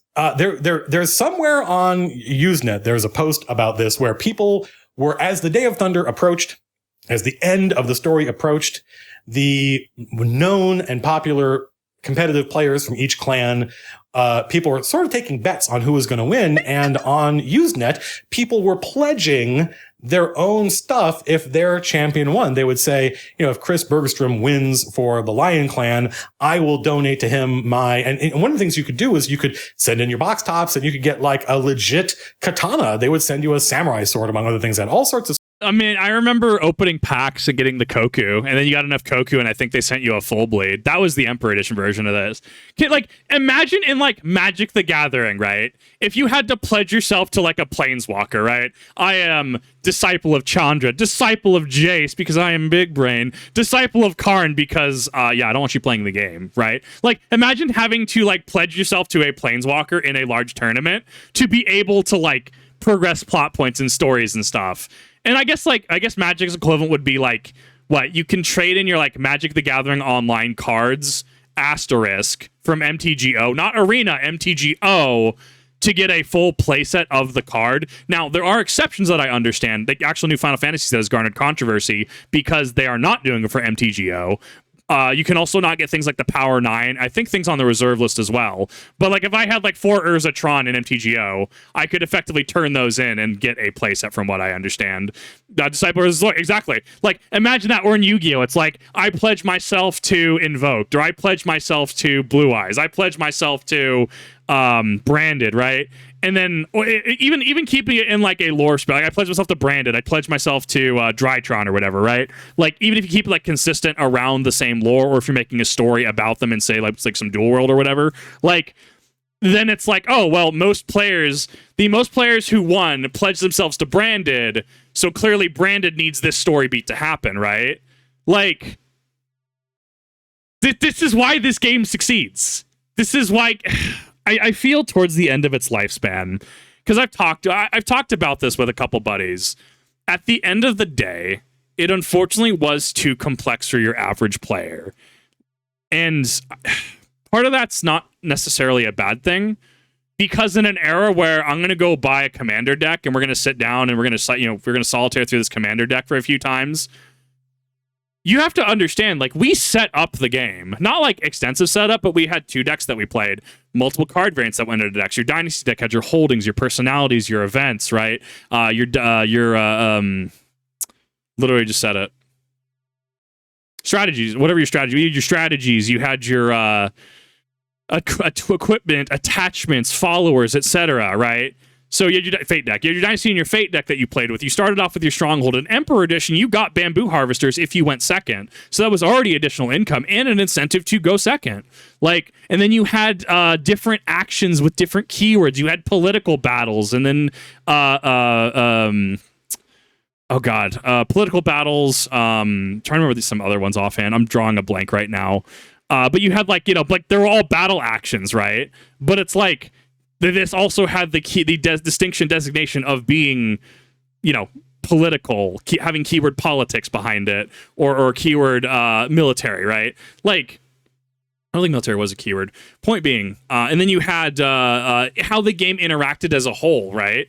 Where it was very much a you go, I go. Yes, there were reactions in the game, but I feel this is a lost art in games because nowadays it's like, okay, I'm going to drop some Samsara D Lotus response. Okay, that's get a Gash Blossomed. Okay, sure. Continue to try to go on with plays, right? Like there's very back and forth in Yu-Gi-Oh! Pokemon is very much a slow roll into your tempo, making sure you're attaching an energy per turn, making sure you're evolving per turn, and making sure you're thresholding your opponent. Your Pokemon V or whatever has whatever the mechanic for that format is, right? Your Pokemon V has 300 HP. My attacks regularly do 220, so I need to find a way to consistently do 80 damage. Hey, this tech Pokemon that I use just spreads damage like nobody's business. A couple turns, I'm already up to 60, 80 damage. Cool, they're already thresholded. Might as well go for the knockouts, right? Like, there's different ways that things play, and Magic is very much a slow roll in regards to mana ramping. This was, sure, you had to ramp your gold production, but it was also... It tied into the game, because if I'm playing against a Crane Clan player, they're going to be like, all right, it's my turn. I'm going to courtesy of the Crane. You may draw a card. And then obviously there's, if I draw the card, he gets an effect, or if I don't draw the card, he gets an effect, right? And it's like, okay, that was your action. Okay, here's my action. I will be using this action as a limited. I will target your personality with my personality. I'm issuing your personality a challenge. We will duel to the bow. Go from there, right? And then there were certain things like battle action, like how I say, like law, strength, and proper paper sometimes, where you could battle action, law, strength, send your dude home from this battle or he's destroyed. Oh, reaction from my hand, reaction to law, strength, improper papers, that personality cannot be removed home. Or cannot be moved home. Therefore, because he cannot be moved home, that personality is just outright destroyed, right? Yes, there were reactions and there were interactions like that, but it was much more grounded, and it very much was a back and forth.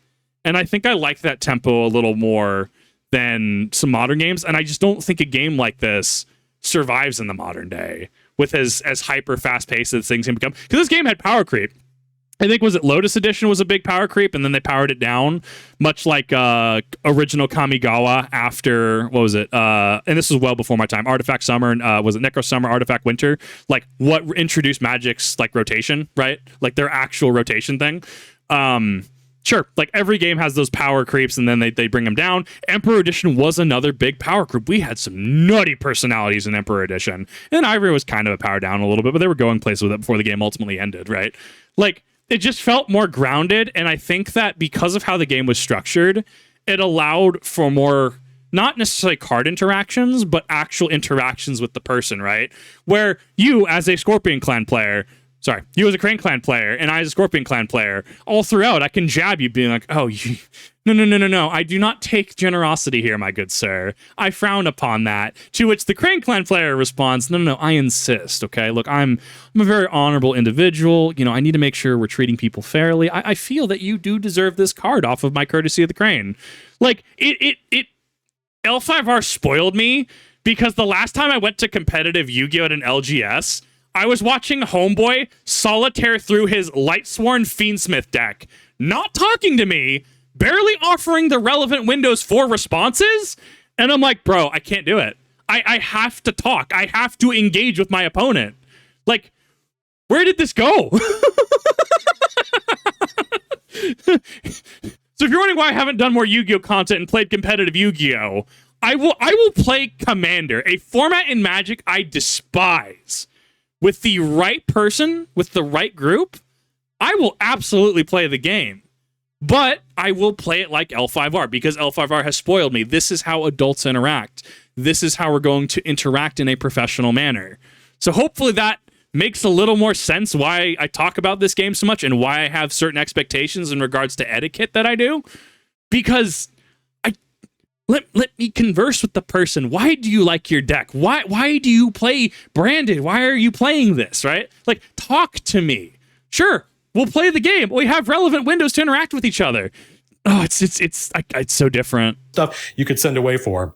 And there was a post somewhere which says, if Matt Colville wins as a monk player, I will donate my blah, blah, blah. I don't remember what it was. Because my monk deck was, by some people, and this is a much smaller, more fragmented internet than we have now, was considered as close as you could get to winning this with the stupid clan, because the way the monks would win was by enlightenment. They had to play anyone could win that way, but the monks were kind of engineered to win by enlightenment. There were 5 rings and there were 5 different monks, each one of which had a condition that if you fulfilled, you just got to play the ring. Otherwise, playing the Ring of Fire would require you to do some impossible thing, like you had to win a duel against an opponent who began the duel with a higher honor than you, and therefore you have to start at a disadvantage and somehow come out ahead. So I actually haven't seen elemental benefit. That's actually interesting. I guess that just is their way of designating that's a continuous effect. Also keyword elemental in there. Yeah, reaction to put into play. So one, you have to have this card in your hand already, right? This card does nothing without you meeting the criteria to actually activate it. So reaction to put this in play: defeat in a duel an opponent who started the duel with the higher chi. I, as a Scorpion Clan ninja with like 4 chi, must duel a Crane Clan personality with 6 chi, and I must win that duel, thereby showcasing, and you can draw some philosophical meaning from this, right? Where you overcame adversity in which you were clearly outmatched. Therefore, you have shown your ability, shown your enlightenment, and you've proven yourself to be worthy of the Ring of Fire. You can pull some meaning from that, absolutely. But this was a valid win. This was a win condition. The rings also did change, much like the Clash card in Naruto. Nobody's going to know what I'm talking about. Give me a second. Naruto, CCG. So Clash was, if I remember correctly, it was a permanently legal card that, go to bandai.com, Naruto/class, to find the current effect test for this card, plus official rules. Like, this was a card that was kind of like, from what I understand, upon release, was permanently legal, but the effect changed throughout the game. That was the rings. So this is the Ring of Fire, right? Let's go to Ring of Fire Emperor Edition. See if I can't find it. Oh God, I haven't seen that manual in years. That's not the one I'm wanting. That's Shibaskimi.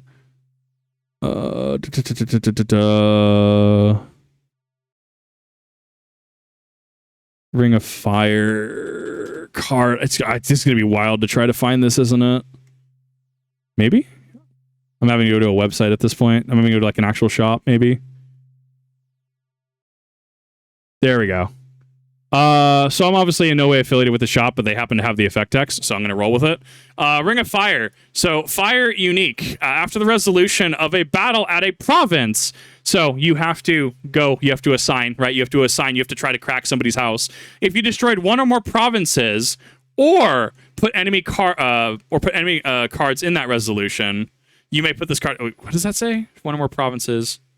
So if you destroyed either one or more provinces or one or more enemy cards in the resolution of that battle, you may put this card from play into your hand, or from your hand into play, right?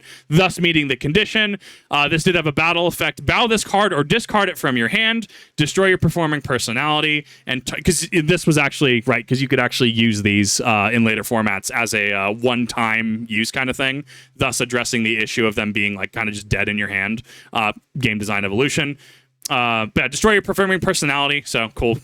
Gank the one who's using it. Target any personality with equal or lower chi. Destroy him. Obviously in something like dual decks. Obviously in something like like Crane Clan would make massive use of this. So this is to say, and this is to illustrate, throughout the game, the rings did change. From their inception to when the game eventually ended, every so often, I think it was every core set. I don't know. Someone would have to inform me on that. They did change throughout the day. Each ring was about mastery of a different element of the game, including like battle and spellcasting. And I was at the Day of Thunder. This was the beginning of my career as a game developer. I was the net rep, which is the internet representative, which is basically like a social media manager in 1995, 96 for a collectible card game called Dune, licensed from the Herbert estate, based on the Dune property, maybe my favorite novel of all time, up until I think right now, like 1Q84 is probably my favorite book. But for decades, Dune was my I've never. I watched I think Anatomy of the Sandworm last night. I guess there's the God Emperor fused with sandworms. Dude, I have never touched Dune. It's been fascinating to hear passing talking about it. Favorite book. I was incredibly lucky to get to work on the card game. Even my original job was just the person responsible for answering people's questions, because these games, like I said, were so complex. Yes. There was no way one person could hold the whole thing in your head. And I would just go online every day and make sure that if you were on any of the official forums, there's like one Usenet forum, there's a website, and you were asking questions about how this game worked, that I would answer it. Yep. And that got me in the door. And eventually I became a designer. I became an employee. I'm working at Last Unicorn Games. Last Unicorn was sort of a sister company to the guys that made Legend of the Five Rings, both in Orange County. Their owners were friends, both in Southern California. See, this is my favorite part about what I do, is I get to meet super cool people. Like, I like talking to people in chat, right? Where, hi, I formerly worked at AEG, and I'm just like, you absolute legend. You legend. That is so cool, right? And it's like, I feel people get hyped up about like going to conventions, right? And there's nothing wrong with say going to conventions. Say someone meets like Mark Hamill, someone meets Sir Patrick Stewart, someone meets I'm trying to think right now. What is it? Sasuke and Suzaku's English voice actor, right? Like they'll show up to anime conventions and stuff. I always forget their name.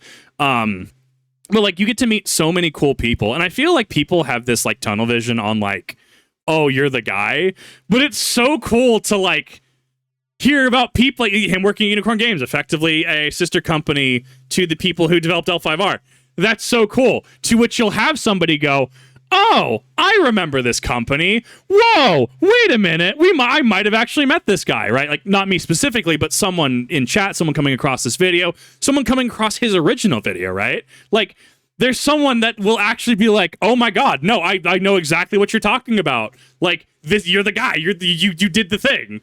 And that is the coolest thing to me, is you get to meet so many cool people and have so many cool conversations. Their owners were friends. And so this was going to be my first Gen Con 1997 was going to be my first Gen Con, and I wanted to go to the Day of Thunder. So my boss said, hey, are you available to help work the booth that weekend? And I said, absolutely. They're going to fly me out there, get me a hotel room, get me a badge. I didn't have to do anything. I said, absolutely. I am 100% down. I just want to be there for this one tournament. It's just one tournament. It's going to be like 6 hours over a 4-day weekend. Yes. It's the only thing that matters to me. And my boss, Christian, bless him, said, Matt, absolutely. You can go. You can go to the tournament. We want you to go. We know it's important to you. Unfortunately, the folks that ran the show at the booth that year at Last Unicorn Games, the day before the Day of Thunder, all went out and got completely blasted. And so I was literally the only person at the booth. And I stood my post. I did my duty. I did not abandon, even though I was the junior guy and the owners were supposed to be there. Yep. I said, no, I'm going to stay here and work the booth and sell books and do the thing while I hear across the hall, somewhere around 300 people all screaming and yelling, playing the final battle of Legend of the Five Rings. So that makes me depressed. Like, that's so depressing. I am so sorry. That's rough. Oh, that actually makes me really sad. It's a bittersweet story for me because I was kind of heartbroken that I didn't get to see it. But the story of what happened in this final battle is emblematic of everything that happened in this game. And if you've stuck with the video this far, congratulations, because this is the best part. The finale, the Day of Thunder, was when a whole bunch of crazy stuff happened. All of which, because none of this was ever written down. It's all oral tradition. I spent a lot of time actually researching for this video and coming up short because that era of the web is largely gone. Even the Wayback Machine couldn't help me. And like I said, they wrote down the story of what happened as a wiki. You can go to the wiki, the L5R wiki, and read all this stuff. But it's a horrible mess. And they take all the prequel stuff and the history of it, and they weave it all together into one big story that, like I said, is super messy. But what we really should have is the story of the game as it was played and how it changed expansion by expansion. Instead of what you get if you go look up any of these characters where it starts with, their great grandfather and the feud between them and all this stuff and generations and generations of conflict and story, all of which came after the Day of Thunder in novels and expansions and stuff like that. But nowhere is written down how the game was actually played and the actual story as we were experiencing it in the trenches. So I don't know everything that happened. I wasn't there. And some of these things passed on in the legend. For instance, one of the things that happened over the course of the game was the Naga were awakened. The Naga were initially thought to be mythical, but because of the return of Fu Lang, they were awoken in the swamp, and they do not belong to the Empire. They're their own culture. They're their own thing. They became their own faction, these awesome snake men. And there was a point early on in the brackets leading to the final round in the Day of Thunder tournament. Before we get into that, I do want to say, because I know people talk about retcons and stuff. So the way I understood Naga is they were supposed to be, from what I understood, immune to the Shadowlands taint. But in Emperor Edition and going into Ivory, Coils of Madness specifically, where we have Doji Hakuseki dueling against the Dark Naga, for some reason, the Dark Naga was affected by the Shadowlands taint. I don't know enough about it. I don't know. I read the wiki entry a couple of times years and years ago. I'd have to research it again. Unironically, one of my favorite personalities in the game, but also one that had a little bit of, I don't mean it in a bad sense, like a little bit of story contention, a little bit of controversy surrounding it. Wanted to mention that because we talk about, number of things, Warhammer, other stories, games, etc., where inevitably lore gets changed or altered down the line. There's correct ways to do it, incorrect ways to go about it. And I invite anyone with more knowledge of the Dark Naga in regards to the situation surrounding the creation of the Dark Naga. I will pin the comment if I see it. But wanted to make sure I threw my hat into the ring on that one. I missed the entirety of the Naga because I started an Emperor. I think we had a couple followers or personality. No, I think it was mostly followers.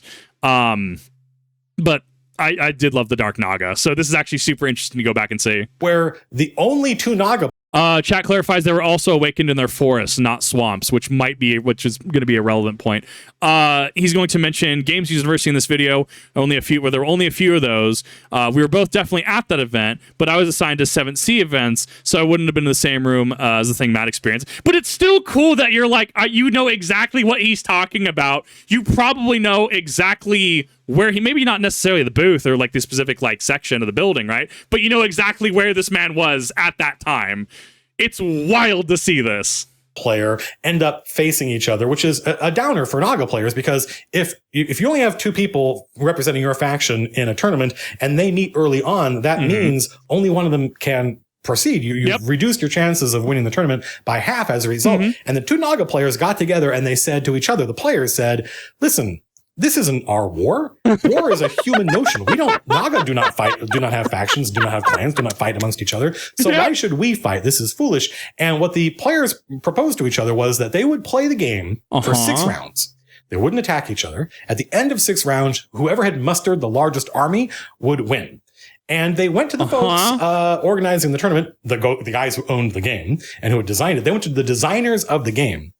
And they said, what do you guys think of this? And the designers put their heads together and they said, well, if all players at the tournament in play, and if all players in that game agree You guys can do whatever you want. And so he said, great, that's exactly what we're going to do. And that ended up being important later on. Stay tuned. I think it was ChessX, a famous distributor, who was at the show, and they were offering a bounty, some amount of money in game product to anyone who made it to like the final 12, who would be willing to convert and betray their clan and reveal themselves as a Shadowlands player. And I believe one of the Phoenix players actually did this. Of course it's the Phoenix Clan player. You have your Cooney Inquisitors.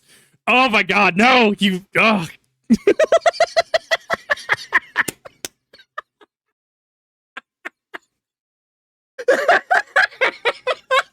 Oh, what's the Warhammer 40K thing? What the Emperor texts speech? What if the Inquisitor deems what the Emperor says heresy? The Cooney witch hunters hunted everyone guilty of being infected by the Shadowlands taint, but they could not stop themselves.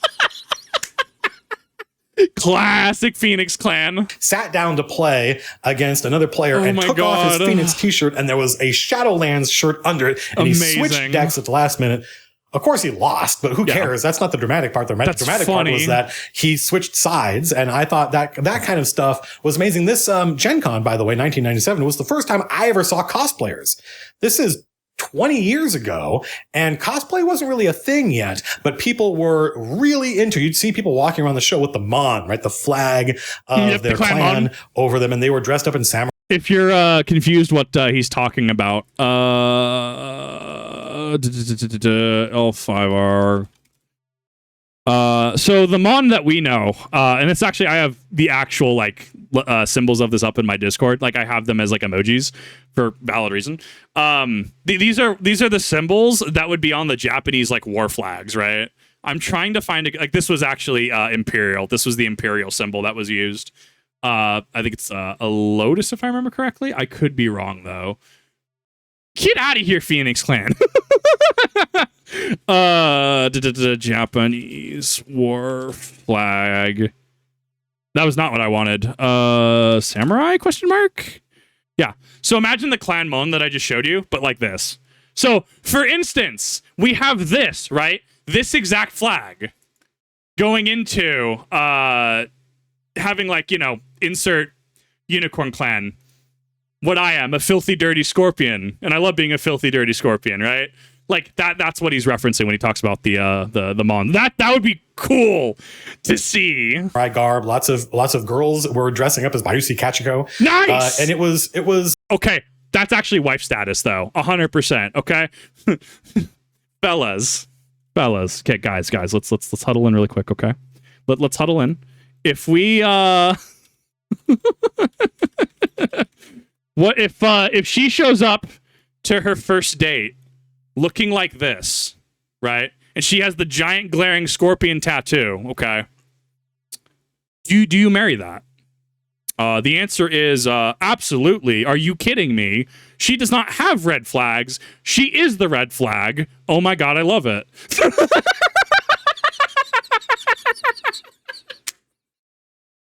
Oh my God, that is peak. Oh, that's great.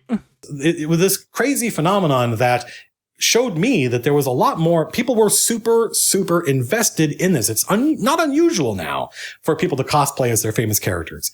It was then. So that gives you some idea of how much they loved these characters. People identify. The irony that I've been trying to track down a Mempo. I need to see if Etsy has them. I've been trying to track down. I'm sorry, I keep detracting from his point. If we go back to not Yasky places, if we go back to because they're actually pretty unique.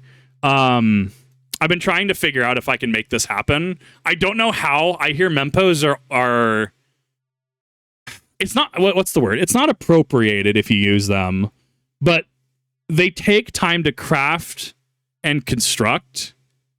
So it's you are going to be paying into it is going to be a process. But I've been itching. So I don't think you understand. Like I play Final Fantasy 14, right? Do you know what my samurai looks like? Those that have seen the VODs know exactly what my samurai looks like. I got the Heaven's Turn attire and I dyed it red. I am I almost said Clan Dojo. Oh my God. My FC house on Diabolos has a scorpion over the door. The joke is L5R never died. I just brought L5R into Final Fantasy 14.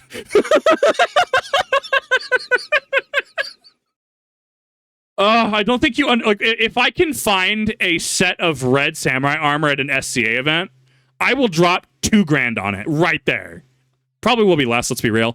But like, I will drop money on a red, set of armor, set of samurai armor. I will 100% do that, and I will rock that.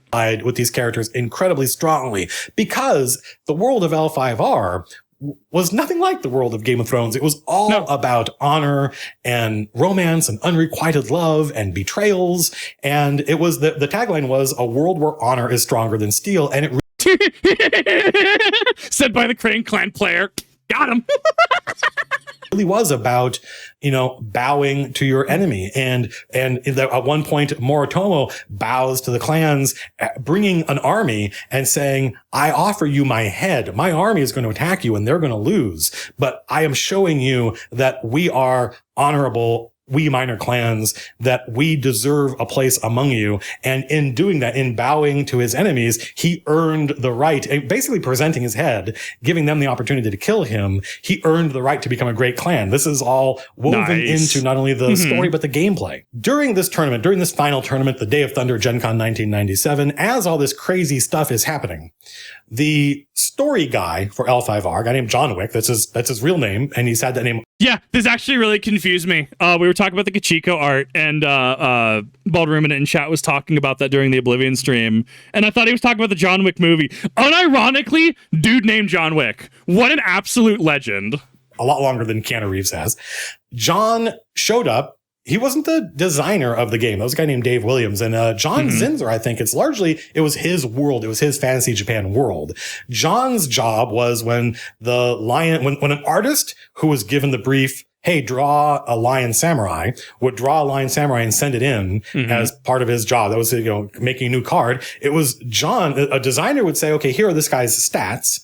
John would say, let me tell you who this guy is. That had a big impact on me. It's one of the reasons I think Evolve's characters turned out as good as they were. Whatever else you think about that game, I think it had amazing characters because the artists would work on these guys. And then I would say, no. That guy's not a space marine. He's a orbital welder. And I would come up with so this explanation is making Isawa say. I don't know the pronunciation on that. It's more Chinese with the SZ from what I understand.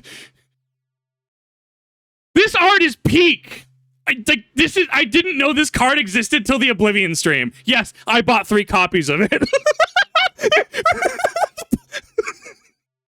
The Pog Face. This is Pog Face before Pog Face existed. It's amazing. It's flawless. It's perfection. So that explanation, I was thinking about this the entire time. story for him just based on the art. Well, that was basically John's job. John shows up at the Day of Thunder with 12 manila envelopes, each one marked with the symbol of a clan on it, of the 12 different clans.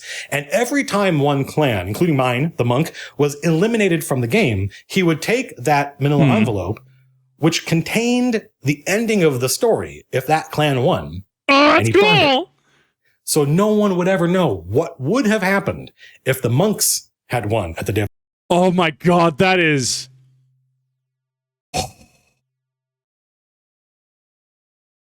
I and many other people would love to know what was in those envelopes.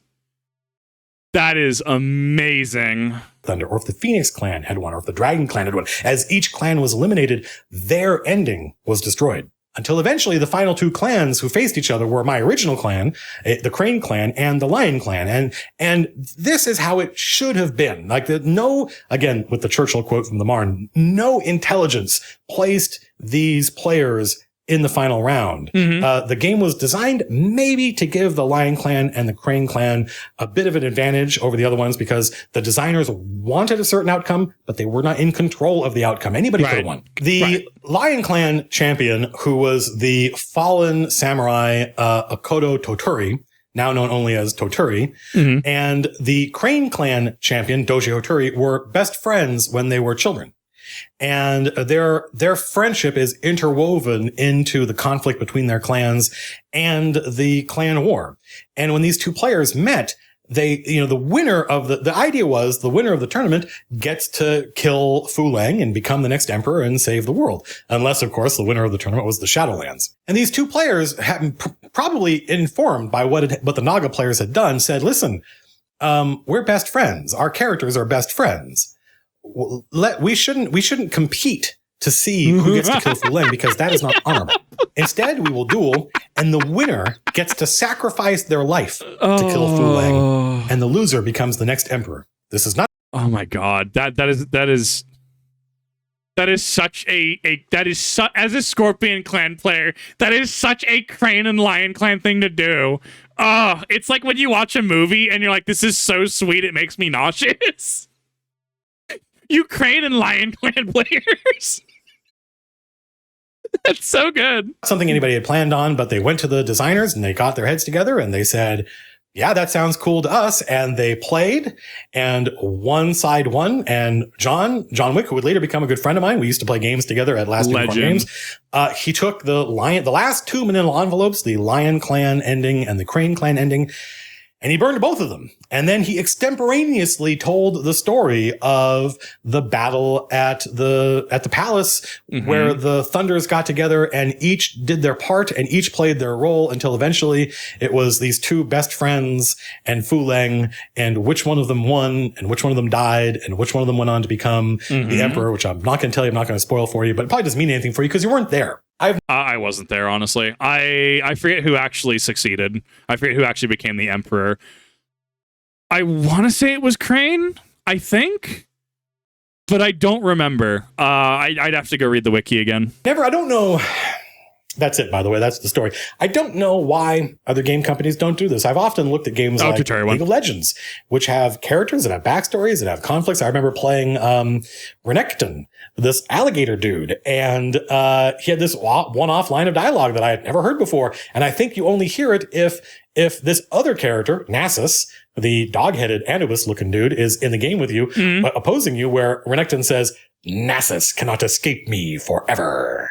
I know, I love these. Like, we as gamers love these things. So I'm a habitual Naruto Storm player, right? I'm in this weird, like, I'm not like a top tier pro player, but I've also made people actively turn off their PS4s because I was guard breaking them into oblivion. Like, it's very invocative of that specifically, because if you say have like Naruto fight Sasuke and you do your ultimate jutsu finisher, you get a specific cutscene, right? So say for Sasuke, let's say he has something where he has his hand over his Mangekyo and his other eye is open. He's just like burnout, right? But then he fights Naruto, and then it's like it shows a difference still, and it says something about goodbye, my friend, right? Like things like that, where it's organic. Where like, hey, what happens if I have Danzo fight Hiruzen, right? And then because you like had that knowledge, you were rewarded by getting the ultimate jutsu finish and then having that special line and scene play.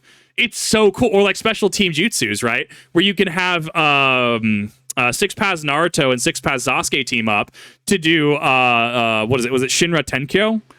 That sounds correct. It's Almighty Scream, right? Where they use both Indra's arrow and the Biju Rasen shurikens, and they throw it at each other, right? If you have, what was another good example? Obito and Kakashi were able to do a wombo combo, right? There's a lot of other ultimate jutsus I'm forgetting, and I think Dragon Ball might have that as well. I'm not familiar with the Dragon Ball line of games, but we as gamers love this because it rewards us for actually engaging with the lore. And I was like, whoa, what is happening? It turns out that they're brothers and they're chasing each other through the dimensions, one seeking justice against the other. I'm like, this is amazing. Why don't they do more stuff like this? Why don't they build the narrative conflict between these characters? They have a tournament every year. They have lots of tournaments, actually. They could change the characters over time based on, it could be purely visual, change the characters over time based on what people in the game do. There are lots of games that could do this and don't, and it's always kind of let me down because I've never seen any game ever with anywhere near the level of player engagement that folks playing L5R between 1995 and 1997 had with that game. So I want to stress. We want to talk about from a Warhammer, can be like, the bad faith, internet, screechers, whatever, right? New people come in the game bad, right? Like, we want to talk about players affecting the game and not getting the outcomes you want. I'm sure there's people who wanted the game to end at the 7 Days of Thunder, right? We have, spoilers, the second Battle of Baden Pass. We have what eventually happened with Daigotsu Kenpeki from Spider Clan just saying, rolling up to what was the second city, he's like, nah, I win, bro. That's the story. AEG sells to Fantasy Flight, right? Like, I think something like this today would be hard for people to wrap their head around because the social ability of people in general has kind of fallen. Select people, like persons, absolutely. Like, I've enjoyed this entire video. Clearly, he enjoyed making this video. Clearly, there's people in chat and in his comment section that are enjoying this. Sure, absolutely. There still can be things like that. What happens, however, once your story hits enough critical mass, and then you start getting people like Arch Warhammer, you start getting people who are incredibly divisive. You get your hyper competitive individuals in who want to gatekeep the hobby because, or even investors, right? Investors coming into the hobby and being like, well, I can sell you this card as I did pull this and I currently have 3 of them, but I got to charge you a markup, finder's fee. You surely understand, right? Where say normally it'd be like a $60, $70 card. Pricing was actually not that bad in Emperor Edition. A game of dice was in every competitive deck. It was literally a strategy that just said, I think it was like discard it, draw an additional card or something like that. Like it was draw power. It was $30. So imagine a game of dice at $30. And now imagine investors and just Clan B, as we called them, right? The not legit side of the community coming in. And, suddenly your game of dice is $70. Well, clearly it's $90. You have to understand. Like, we have, there's demand. A lot of players want this card. I think that this is a game that functions better, not at Magic, Pokemon, and Yu-Gi-Oh! Tiers of play, like in terms of like actual mass appeal. And I think it functions better not being in the limelight, but having people and being welcome to people to be able to come into things. AEG's other games tried to have the same level of engagement with their stories, but had the idea that tournaments could lead to eliminating existing faction. That just alienates a section of your fandom from buying future expansions. Bad business. I would agree with that 100%. Like, if I were to play L5R in Modernity from AEG, right? Let's say AEG did L5R 3 Boogaloo, right? Maybe they picked up where Emperor Edition left off, and it's like, well, we're going to have this tournament, and the losers, the loser of this tournament's clan gets disbanded, right? It's hard. So it's hard to really wrap your head around, right? Because at the same time, right, we also had the Scorpion clan getting exiled, right? Like, they weren't taken off the board specifically, but now your clan was effectively deemed, lesser than. We talked earlier on in the video, like the clan was fallen. They were befouled. There would be people, maybe there were people who took contention for that in the past. I wasn't there in 1995 through 1997, right? I wasn't there. Maybe people had contention with it. Maybe people just enjoyed it. And I think that the enjoyment and being able to interact with people was what the game did. There was a nice mesh together of those that even if there were criticisms of things like that, it ultimately was just experiencing an evolving narrative and an evolving story. They did it as the prize for this tournament is that the winner can name a faction to be eliminated. I think we tread upon the game design sin of, and think of any game that does this, right? Any game, video game, card game, etc. The moment you take something away from your players, inevitably it's a negative experience. Even if you nerf it and then like give back a little power. So like this thing is just like, oh my God, like best in game. Like, oh my God, this is actually like tier 0, right? And then you either ban it, you limit it, you rework it, errata it, nerf it, etc. But you're taking something away from players, right? Thus, if you take away an entire faction, right? It's like, well, I play Scorpion Clan. Crane Clan decides to win and says, we must abolish the dishonorable Scorpion, right? Being very doji about it. And it's like, well, cool. Guess I just don't play the game. So I think there's an interesting middle ground there. And I think that at that point you start to look at thematics versus business and what you're willing to introduce. So I've talked about this in the past. Naruto actually opened up Pandora's box, and this is relevant to this. Naruto CCG paint. Naruto introduced effectively colorless. They introduced the void element.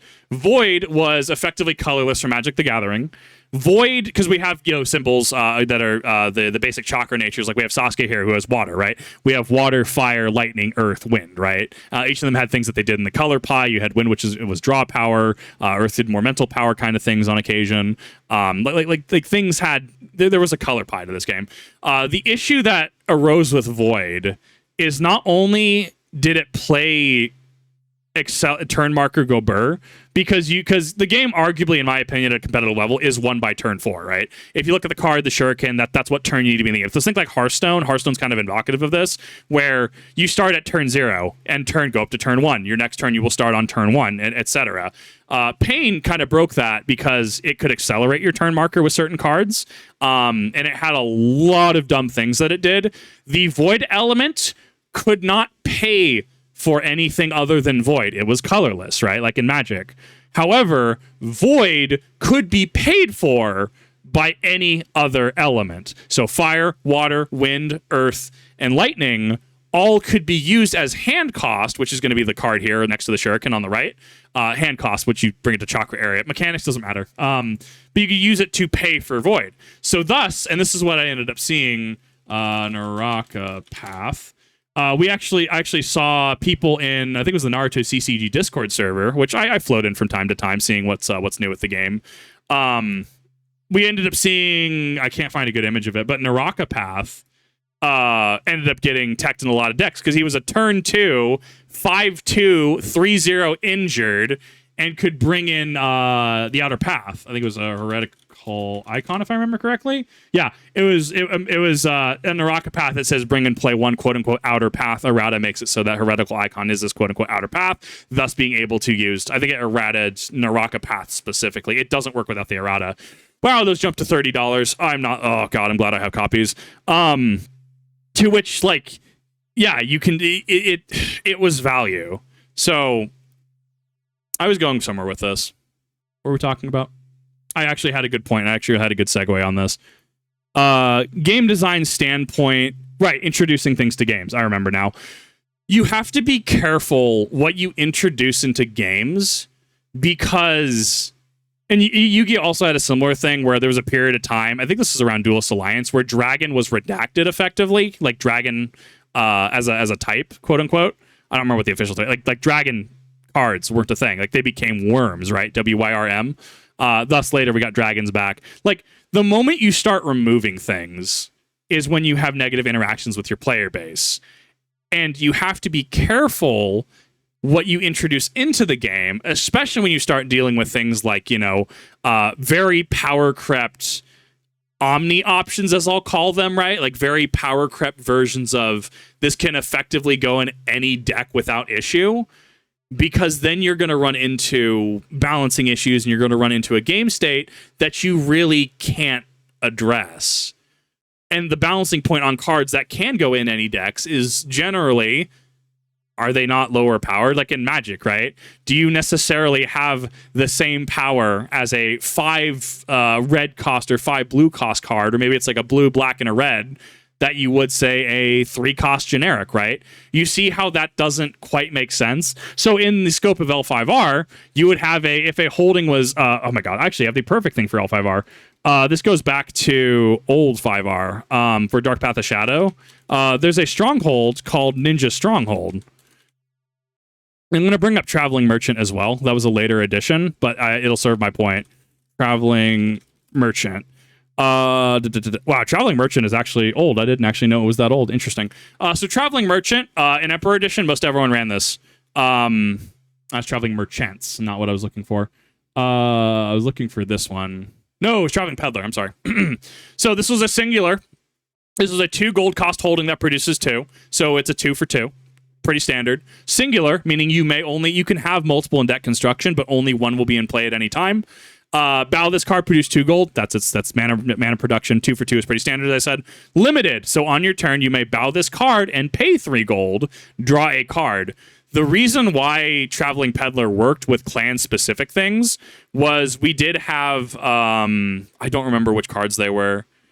It was the specific clan clan holdings that said produce two. It was buy two, produce two. If you are insert clan here player, produce three. So like Scorpion had a version that was a buy two, get three. Crane Clan had a buy two, get three. I don't remember the names of them offhand, but that was generally part of your core deck construction. So you were rewarded to play within your color, right? You were rewarded for playing within your clan. Your clan thus being your affiliation with clan is determined by your stronghold, thus clan discount, but that's another mechanic entirely. Thus we get into Ninja Stronghold, which is one of the dumbest holdings I've ever seen. Imagine if Magic did this. Copper Mine, Silver Mine, Gold Mine. Those might have been the old versions. I don't remember what the new versions were. I'd have to find them.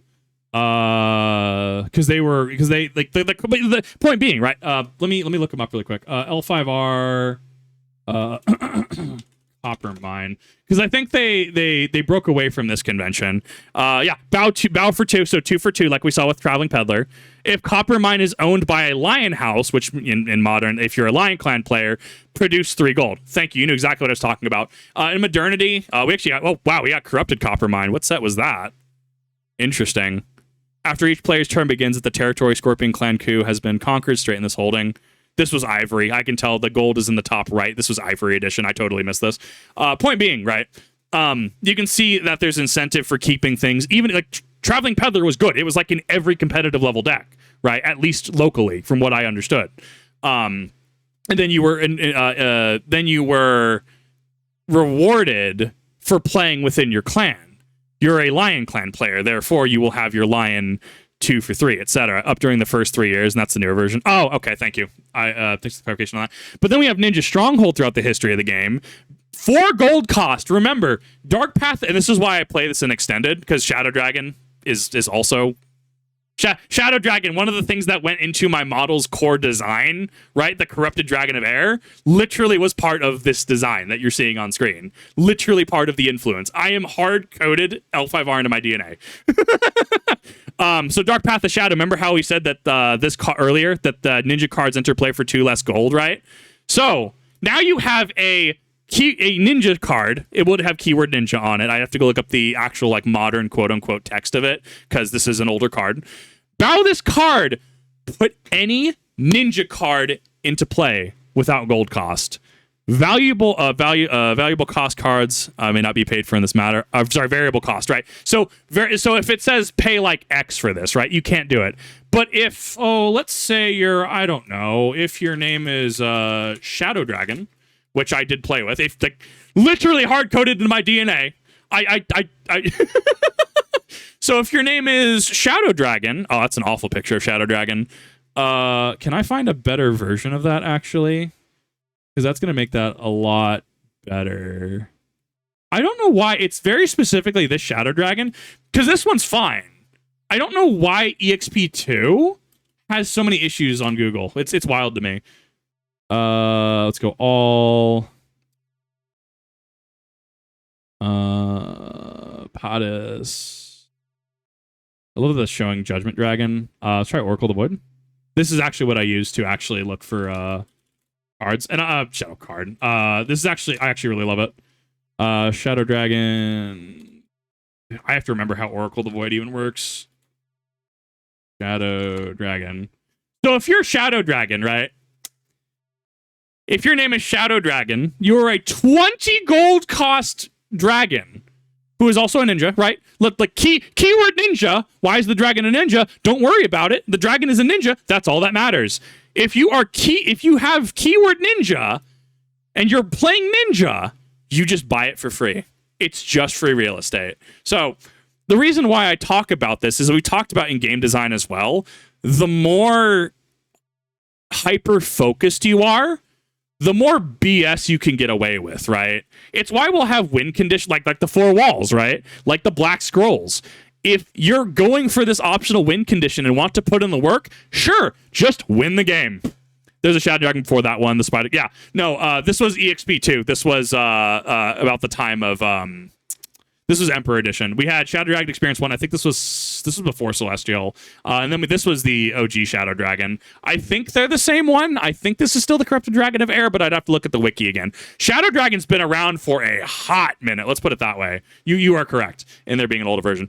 But like compare that to like Traveling Peddler, right? Or compare that to Copper Mine that we just looked up, right? Like this is hyper specific. Sure, I would argue it's suboptimal. If you wanted to pay 20 gold cost, well, technically it's for free, right? But if you wanted to play the Shadow Dragon, sure, awesome. You can do that with Ninja Stronghold. But like you have to specialize. This being introduced to the game is better than a card that goes in every deck because it's just... I would argue that it's honestly better than a game of dice. Dice. The thing I was telling you about... Oh, that's actually the promo art. I don't have that one. Game of dice. Limited. 3. Draw 2 additional cards before the turn ends. Every competitive deck ran this. And as far as I was aware, I think this was like Colonial Harbor, if I remember correctly. I think this is actually a permanently legal card. I would argue that this would be bad for the game. Yes, there is a fee for it. Yes, it is singular. It's unique. It's not even singular. You may have one in deck construction. Looking at this, it is limited. You're going to effectively bow your clan specific stronghold, copper mine, gold mine, silver mine, etc., to draw an additional 2 cards. You see where this is very broad and very powerful, but then you get into something like this, where it is very much more focused. Ninja Stronghold precedes the existence of the Shadow Dragon, ergo as the designers of the Shadow Dragon, to prevent the dragon from being a ninja. That's fair, yeah. To be fair, I would agree with that. We also question, like, why is the dragon ninja? It has cavalry, okay, it's a dragon. Conqueror, okay, so it just shows up with 10 force, doesn't bow when going home. Unique, sure, 1 in deck construction. Dragon, makes sense. Ninja, why? Non-human, makes sense. Shadowlands, makes sense. Shugenja, this thing can attach spells. And then obviously Spider Clan. But I think that leads into, like we were talking before, and I'll finish the tangent on that. The fact that we had the Dark Naga, right? Naga, which were habitually, or I guess previously known for, I didn't even know he had a full bleed, previously known for their resistance to the Shadowlands, from what I understand.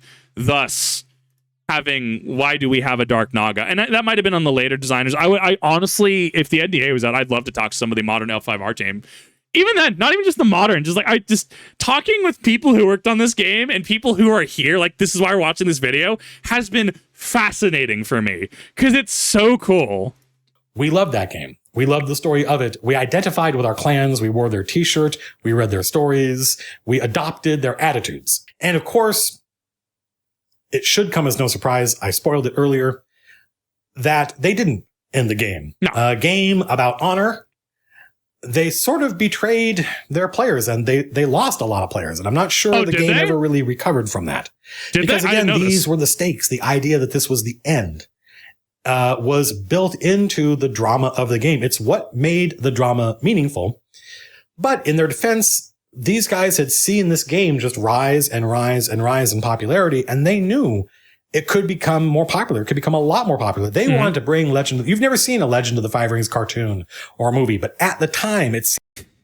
You know what we did see? We saw that game on Steam. What was it? Like the weird clicker battler? Oh my God. I feel so sorry for the devs. You could have made a Rokugan dating simulator where you play as, I don't know, John Mantis clan, and you're trying to court the Doji courtier, but the Scorpion Bayushi is getting in the way. Like, dude, we could have a rom-com, okay? Why did it have to be a Crab Clan auto battler? Dude, if I had F-off money, I would love to buy the IP off of Fantasy Flight. I do not have F-off money. I'm sure they're making bank with the IP still, so that'll never happen. Hence why I joke... Legally, I joke about making L5R2. Court the Shadow Dragon. I'm in. I'm ready. It seemed like there was definitely going to be one. There had to be one. Look how popular this game was. They would go on to release more expansions. I believe the first expansion after the Day of Thunder was the Scorpion Clan Coup, which was a prequel. which made the game even more confusing, right? Because now trying to explain the game to a newcomer, there was all this, timeline stuff you had to worry about. It's one of the things that makes the wiki impossible to read because they try to build all the narrative story stuff in instead of telling the story of the game as it occurred over these tournaments. Yeah. And people would keep playing. My friends and I would dip into it over time. It was a very complex game. It was not well suited for multiplayer. It was never well suited for multiplayer play. We did have Honor War, but Honor War was kind of janky from what I remember. That was the box set that you had like multiple players sit around the table.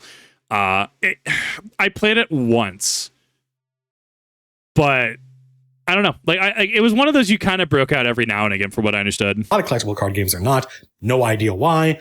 I've always sort of felt like an outsider in the realm of games that like are for people that only have one friend, right? Where it's like 2-player games and that's it. And where there's no way to add more players. My friends and I kludged together our own rules for multiplayer L5R, but it wasn't designed for it. And even though we spent a lot of time and money and effort on it, it was always a very frustrating game to play multiplayer. And I kind of winner take all attitude toward battles that I think harmed it somewhat. In spite of the fact that we kept playing, it was never the same after that. And I think everybody felt that way. And they have often gone back. They just released a new version of L5R. Fantasy Flight bought the game in 2015. So this game started in 1990. This was 7 years ago. So hindsight's a kind of a biatch on this one because COVID killed it. The funny virus killed it. I did play it. Actually, if you go to the Steam Workshop for Tabletop Simulator, if you actually go there, someone has a working thing up for it, if I understand it correctly. The honor dial system was interesting. Crab Clan, I think there were 14 phases in a turn. Or maybe it was battle specific. I can't remember. Crab Clan played every phase. Dragon Clan was criticized for being very biased from the devs. Very powerful let go, as we talked about earlier, being one of the best just actions in the game. It was also a setback to like Shoju's time, right? By Ishi Shoju. It was an inherently different game. I think that it could have done something, but just like how I talked about, I went to the game shop recently, and it's like, well, we play Commander and Pioneer. Do you play Modern? No, we play Commander and Pioneer. Cool. Why am I playing here, right? Thus, the excuse from the game shop becomes the virus killed it, and I think that's what's depressing to me. Having to watch this game die twice. I love this video. I love it. I do have the hindsight of reacting to the 7 years after the fact and just seeing the game die again. It's depressing. I'm so sick of games dying. It was still going 20 years later. Fantasy Flight bought the game from AEG a couple of years ago. They just released a new 2-player version of the game. I'm sure the people who love the game a lot think that it is quintessentially a duel, a 2-player game, and that's fine. All I want is some nice optional rules that allow us to play it with our friends together at the table. And a lot of people online are like, oh, are you interested in the new L5R game? And I'm vaguely interested in it. I'd be more interested in it if I could bring it to game night and say, hey, we're going to play this, but I can't because they made it 2 players. But while I am interested in it in a vague kind of spectator way, it's never going to be the same. No group I'm going to play with this game with is ever going, no one I ever play games with is ever going to get into any game story as much as we all got into that story. No video game can compete. I'm not even sure. Sometimes I think that it's up to me. It's like Adventure Lookup I'd been talking about for years and saying we need it. Nobody made one. People didn't even agree it was a good idea. And then finally I said, well, if no one else is going to do it, it's up to me. And now Adventure Lookup is a huge hit. If you're a dungeon master and you're looking for an adventure, www.adventurelookup.com. It's completely free. It doesn't have adventures in it. It just tells you they exist and which one is the right one for you. And then you can go find it. So maybe this L5R thing, like no one else is trying it, maybe because no one else is still making games from back then. I don't know. I don't know why we've never seen a game like this. But maybe it's because the game store ecology was such an important part of this. It's not really something I think you could do sitting at your computer. You have to get together at a game store with other He's going to come to the same conclusions I've come to, and that is going to be the depressing part. Sorry for interrupting. He is going to come to the exact same conclusions that I've come to, and I'll extrapolate on those in a little bit. And that is the part that depresses me. Players and everyone's hearing and telling the stories about what is happening in play. I think you probably could do it. I think you probably could do it at a computer because now we have Twitch and everybody can stream stuff, right? So now it's like everyone is a game store in the sense that anything that could happen at a game store tournament now can happen online on Twitch. So maybe that's it. Maybe it's a new technological revolution was necessary in order to get a new artistic revolution. The game store ecology definitely had a lot to do with it. And that ecology has largely collapsed compared to the 1990s. The problem also, and I know people have noted this, every game store becomes a magic den. There is a pipeline to a game store becoming a magic den. If you make a game store tomorrow and you do not deal in Magic, you will just lose out because you are not playing Magic. And thus, and eventually, well, why are we stocking Yu-Gi-Oh? Why are we stocking JP size sleeves? Why are we stocking board games? It's profitable to just be a Magic store. Even if you play Warhammer, if you play D&D, guess what? You'll eventually just become a Magic den. And I think that's the part that makes me sad. I will play Magic. I'll play Modern. I'll even play EDH. I'll play Commander with the right people. I don't want to sit across from the great unclean one who smells like Nurgle and warm Subway and leaves grease stains on my card sleeves when they touch them. It's kind of like the Warhammer effect as well, where you kind of have to have your life together in a certain aspect to, like, obviously afford Warhammer, but it's like to sit down and understand the intricacies of the game, as well as really have the time to partake in the lore, especially as it was happening. You kind of have to have your life together in a certain aspect, right?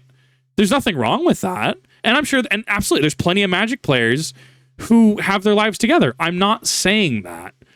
Yes, they exist. In fact, if you told me tomorrow I could, with my Tron deck, find a place in Idaho, we could get together, L5R community this, and get points to be able to play Magic at a pro level, I would do it. I'd do it in a heartbeat. That's why I bought Dragapult, like competitive Pokemon. I would set aside the time to actively play with a group to earn points, not like sleaze points with each other, right? Not try to beat the system or cheese the system. Like, cool, we're going to get together. All right, I'm going in with this. I'm going in with Tron today. I made sure I have the variant that took Ulamog out. I'm going to be running a very non-Eldrazi build today. We're going to see how this operates and kind of work as a team, kind of. That's what I would do at a competitive level. That doesn't exist anymore. Part of that, and that gets into Magic, how Commanders kind of killed Magic in a lot of ways. Like, the other part of it is that the social structure has just broken down so much. Sure, we have scalpers, we have investor bros coming into card games. Even aside from the Nurgle and the Great Unclean ones, it's like, it's hard. Being 30, like, my Crane Clan buddy has a family. Crab Clan buddy, Yoski buddy, right, is doing college stuff and trying to make sure that he works to make ends meet and stuff like that, right? I'm the only one. Like, we had a conversation recently, which was actually super funny, because it's kind of like Warframe, how Warframe's kind of like the trigger word, right? The sleeper word. We were talking about Fusako. I literally just messaged Crane Clan buddy out of the blue, right? And I verbatim, hear me out. Is it dishonorable to wed the Ronin, right? Keck W, funny Pepe meme, right? To which he responds, no, actually, it's just inglorious and depends on why they're a Ronin. She, in this case, Fusako, was born a Ronin and had the blood of the Crane line, I believe. So I wouldn't inherently dishonorable, just ellipses unusual and distasteful. To which I responded, your whole explanation is why I love this game. The whole thing that I just described to you, could you get this from a Magic player? Could you get this from a Yu-Gi-Oh player? Outside of someone like TGS Anime, could somebody explain the branded archetype to me? Not mechanically, but from a lore perspective. How many people would be able to explain it? And I think that's the difference here, is that people engaged with L5R, much like in a sense that a lot of 40K players will engage with not only the lore, but the game as well. Warhammer. I'd play Warhammer at a high competitive level. I don't have the people to do so. See prior argument about about doing it with others. Social construct kind of breaking down. But that's why I've liked 40K in a lot of aspects, because the legit people, the good side of the community, is very invocative of L5R. You started CCG Life on Magic, but 2 basic sets after my friends, which is why I jumped to L5R. It was brand new. We could all get on an even footing. And I think it's great. I think their core sets, the way that certain things just came back, like Emperor Edition base had steel on steel. We had cards that came in. We had Colonial Harbor and a couple other permanently legal cards in Emperor Edition. I think they launched in Shadow's Embrace, TSE. I don't think it was Second City. Excuse me. I don't think it was Second City. I think it was TSE. But like, there was a core here, not dissimilar to the way that Yu-Gi-Oh's an eternal format inherently. Guess what you do in Yu-Gi-Oh? You have your Ash Blossoms, right? Every deck in some way, shape, or form is generally running Ash Blossom. And you have different hand traps for different things in the games. You have core cards like Circuit Down. So in Cleeford's format, we saw Circuit Down see a lot of play. We had things like Vanity's Emptiness before people abused it in the Synchro era, right? I think going into Ixies, right? But people just one day just showed up with Vanity's Emptiness and then, wow, yeah, this card needs to get banned. We have things like Jinzo that just turn off traps inherently, right? We have things like Ash Blossom, Ghost Reaper, Ghost Ogre, Spooky Dogwood, which I think is still legal in the game, despite it having controversies with time issues, right? Droll and Lockbird, DD Crow, things we see pop up throughout the game, Infinite Impermanence. We have a core eternal toolkit that can address different parts of the game. Ash Blossom hits different things than Ghost Ogre, which hits different things than Effect Veiler. Well, Effect Veiler and Ghost Ogre are kind of interchangeable in certain aspects, but you get my point, right? And I think I like that because L5R did do similar things where, sure, we had new personalities and new strategies, and some of these strategies were based off of specific, like the Black Scrolls, right? They were based off of things and events and what personalities did. It added to the story. But we also did have things like Steel on Steel. People will just challenge each other to a duel to the death. That's literally how that worked. I've tangented way too long. I'm so sorry.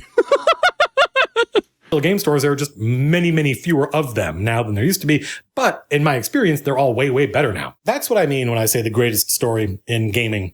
It's that level of player engagement. It's the fact that it was never written down. It was oral tradition. You had to talk to people who had played at tournaments or go online, go onto Usenet, right? It would be a lot easier to record all this stuff now because of the web and Twitch, and making it easier to record the story as it was happening during play might make the story less interesting, because it would be so, having to talk to people, reinforcing the power of the network.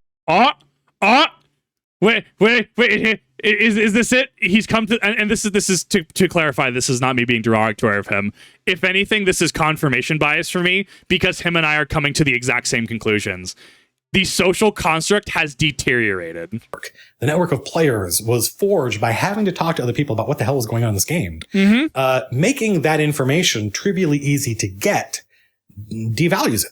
Yeah. So maybe it can't be repeated. But I was there. I didn't get to attend the tournament, but I was at the convention. I was a player. I was a semi-competitive monk player. And as an epilogue to this story, I got to play at a tournament at a convention that was actually, it was a games university, I think they called it. They only did 1 or 2 of these, but I believe AEG sponsored this entire tournament, this entire convention. And while I was at this convention, they had a crazy version of L5R. And this is what I meant earlier in this video when I said there are some games that you can only play at a convention because of the size and scale and scope of them. And this is one of them. It was an L5R game, and it was kind of like Diplomacy in that there was a room at the convention, like a suite, where there was a board set up, the map of Fantasy Japan, Rokugan. The map of Rokugan was set up, and there were 7 players. For those that haven't seen Rokugan, actually. Rokugan. Homie, we had a whole map. The map existed. Like, we had things. The Burning Sands, that's where the Unicorn Clan came from across there. If I remember correctly, the Unicorn Clan were actually very Mongol inspired, but I could be wrong. Each player representing one of the great houses, and each player had 3 armies on the board, which is also the number you start with in Diplomacy. Okay. And like I said, you're basically playing Diplomacy. You're issuing orders to your units saying this unit's going to move here and this unit's going to move here. And that could result in combat. And you were a daimyo of your clan, and you could treat with the other daimyos and make allegiances and alliances. But when you issued an order to one of your units, each unit on the board was represented by a player in the ballroom with a deck of cards. So I, the daimyo, I don't remember which clan I was playing. It might have been the Crane clan. I, the daimyo for the Crane clan, had 3 armies on the board. That represented 3 actual players who were effectively working for me. They're out in the ballroom awaiting orders. And then there are generals, right? Shoguns out in the field. The daimyo playing diplomacy. So 3 shoguns, 1 daimyo. And then there was a runner whose name I don't remember, whose job it was to take my orders and deliver them to the generals. And the problem. So here's the thing, right? We could trivialize this, yes, by just having a companion app. But does it build the community the same? Does it create a sense of wonder and marvel at an event that happened, over 20 years ago at this point, that people still fondly remember? This is how you foster a community. At a certain point, you look at this and go, is it efficient? Not necessarily. But that's not the point, and it shouldn't be looked at from a standpoint of efficiency. This is what builds a community. This is what builds an experience, and that's the key word here, an experience. You have these players, these daimyos, these generals who are commanding what these players have, right? And then these players in their matches, they were sending orders to and fro, right? And getting results to and fro, much like you report to say, round 2, I got it. Person lost it, right? Like, cool, right? Like, it's, you take that and you make it an experience. And I think that this values it from a very nitty-gritty business perspective. It values the consumer in a way where it's not efficient, but it helps build your brand up. And that's why I respect it. It's not supposed to be efficient. It's not supposed to be, we're going to show up, we're going to play 4 rounds. All right, GG, bro. I'm going to go bow out and go to IHOP, right? Which, yes, I do use L5R terminology like that in my everyday life. I have literally explained going to IHOP as I'm bowing out, I'm assigning to IHOP. Declaring naval when I get there, see you when you get there, right? Naval being effectively sneak attack keyword because you show up with a boat. Therefore, usually defender in games does get priority, depends on the game. However, declaring naval means a person out with naval at the battlefield does get to take an opportunity, has the opportunity to take an action first. I can't speak right now. I'm so sorry. This game is an experience, and I'm sad that I got into an Emperor, but I'm happy that I got to experience it and hear about experiences like this. Was the generals had their own copies of the map, and the generals didn't have to obey your orders. They could move where they wanted to and engage and fight other armies, and then they would play a game of L5R, and whoever won the game of L5R won the battle for that tournament. And it was fantastic. I've never played a game like this where it's actually does a really good job of simulating what something like World War I was. Before we had satellites and reconnaissance and instantaneous communication. There was some of this in World War I, but it hadn't come into its own yet. You would issue orders based on what you knew. We just made an alliance. Me and this other player just made an alliance. And the runner would go to issue the order, and the general would say something like, no, you haven't. That guy's lying to you. I know, because I just saw his army move over here, so I'm going to do what I have to do. And I'm going to attack that guy. I'm going to disobey your orders. But I was the player, as the daimyo, with all the information. So sometimes the generals would make decisions based on outdated knowledge. And to which chat also clarifies the lions guard the runner to make sure there's no interference. You have so many positions here. It's so good. It was fascinating. It was the kind of thing, again, it took a lot of players, obviously. It's 7 times 5, 35 players to play this game. But I would play a game like that again in a heartbeat. However, they couldn't manufacture this game because you need 35 people to play it. That's it, folks. That's the greatest story in gaming. And one of the reasons I made this video is because I'm sure everyone's going to have their own idea about what their favorite story in games is.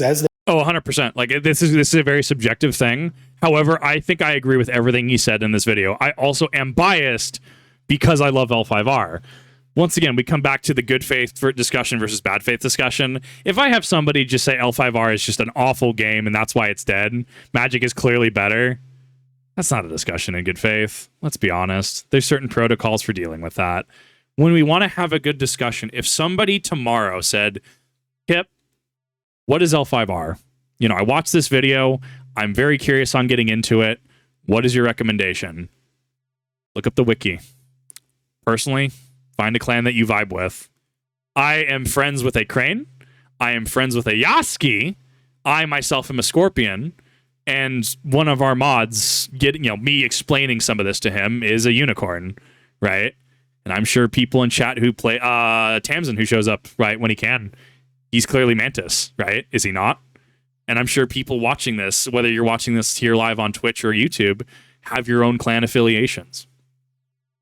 Find that keystone of what you identify with and who you identify, even if you're non-humans, bro. Like, I literally played Forgotten Temple Oni in Emperor Edition, right? It was a thing. You literally ran your 6-5 holdings like Prosperous Village, Colonial Harbor, etc. You ran your 6-5s, bought big beefy. I guess it plays similar to Tron now, I think about it in certain aspects. Not necessarily that you're ramping more. That's more like Port Market scheme a little bit. But like the fact that you're just buying big holding, make big dude, crash, right?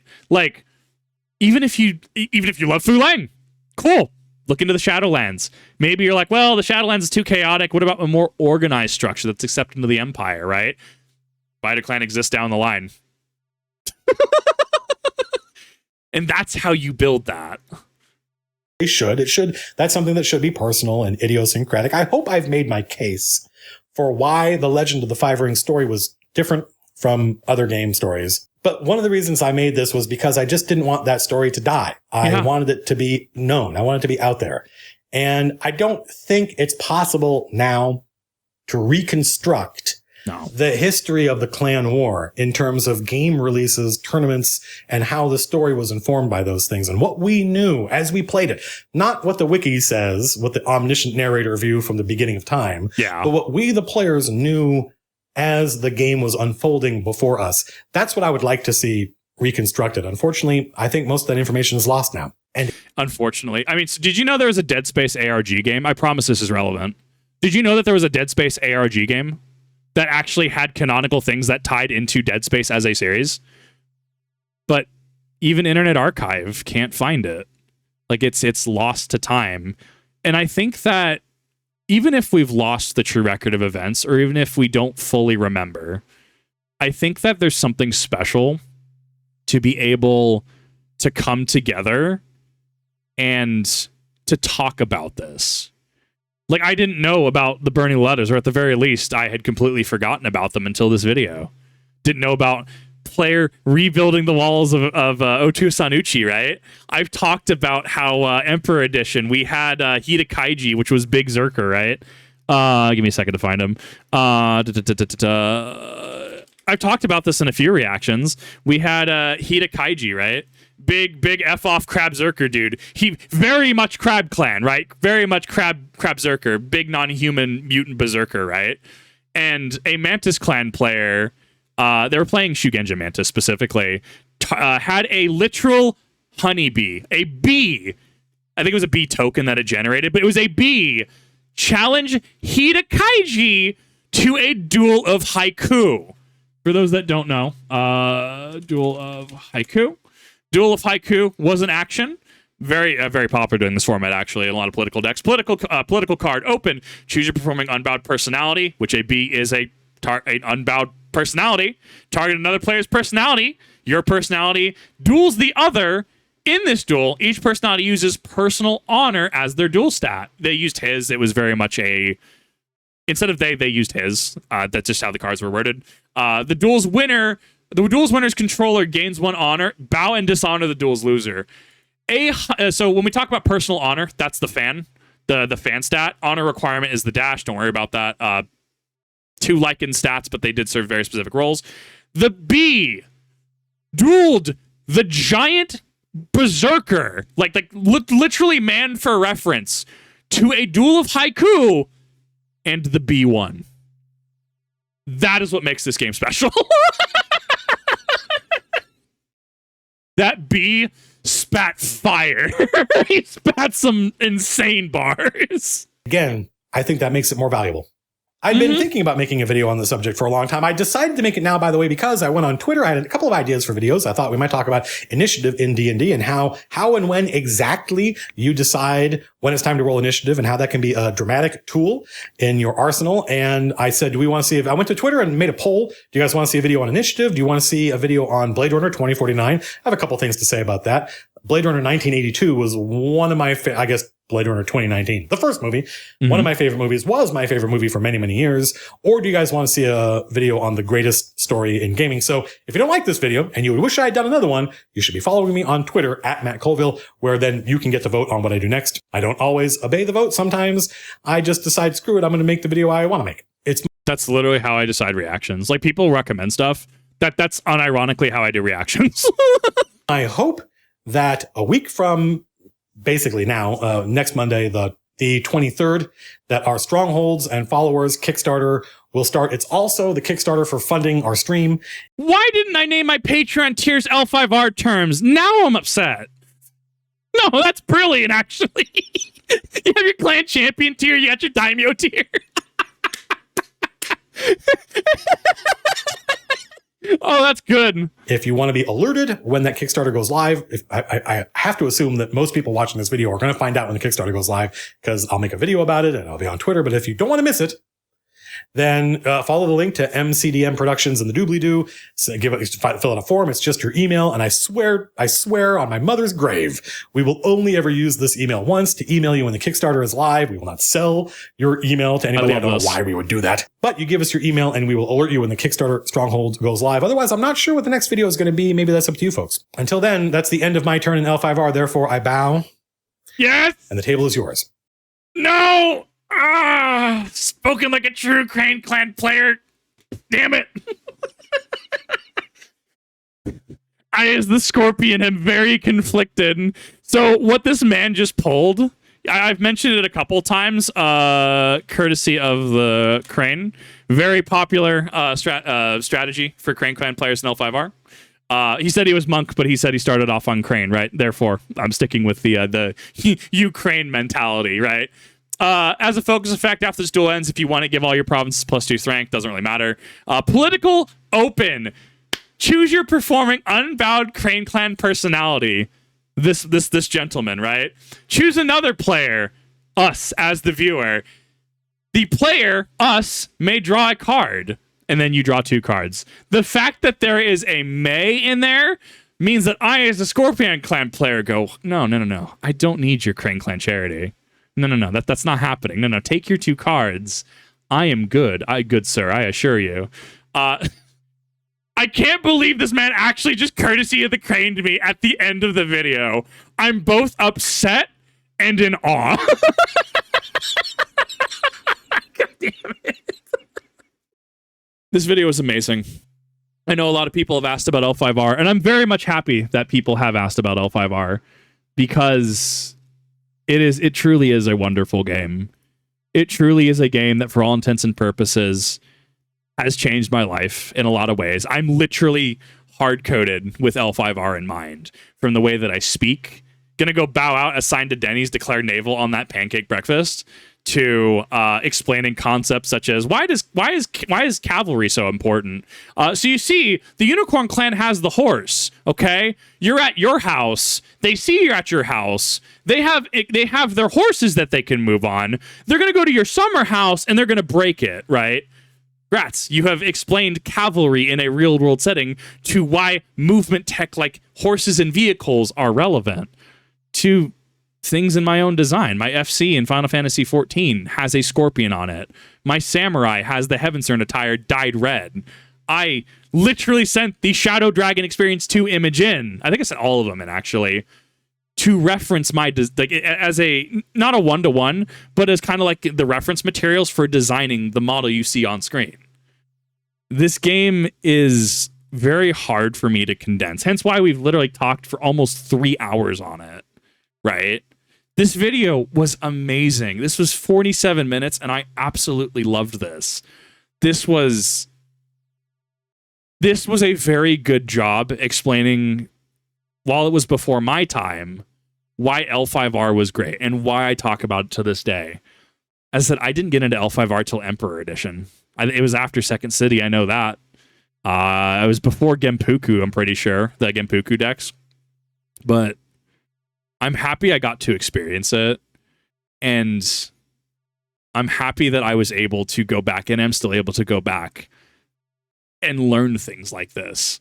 And I approach Warhammer 40K with the same mentality. Sure, if I'm being engaged in bad faith, that's fine. I don't recognize anything after first edition. But if someone's engaging in good faith, hey, you play Warhammer? Well, play is a strong word, but I enjoy the setting. And we can have an organic discussion there. And I think the other thing there is the quality of player was just better. I had a third point there. I'm sorry. We're going on 3 hours, and I don't know really what else to add. This game was truly different, and it makes me happy I was able to experience it. Sad knowing that the inevitable fate was Daigotsu Konpeki won, declared victory, sold to Fantasy Flight. Fantasy Flight had whatever run it could, but unfortunately, due to literal pandemic circumstances, that did lead to the game's downward fall. If you're curious about L5R, this is the video that I'm going to reference to people. I know it's a 3-hour brick, but I feel that this does what I can.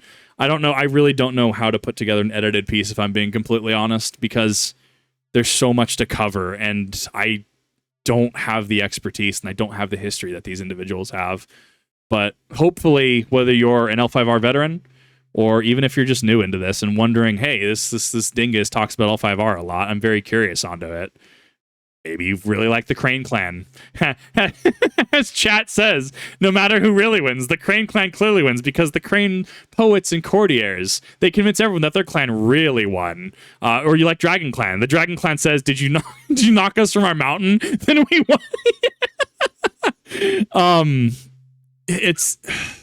It's hard to describe and hard to put into words, but hopefully this did it justice. Hopefully my excitement about the game did come through. And this was honestly an amazing video. So thank you, Matthew Colville.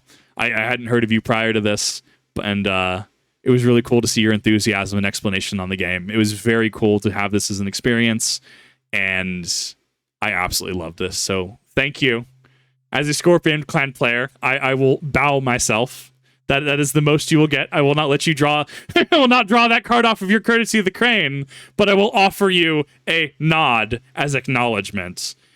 And if you have experienced L5R, let me know what your favorite clan is. Let me know what your favorite thing you've experienced in L5R is. Let me know if you haven't experienced L5R, and if this is something that maybe you'll look into at this point. Yeah, I think that's all I got. Thank you for watching. I do appreciate this. I don't care if this gets 5 views. This was one of my favorite reactions that I've ever done. I'll see you in the next one.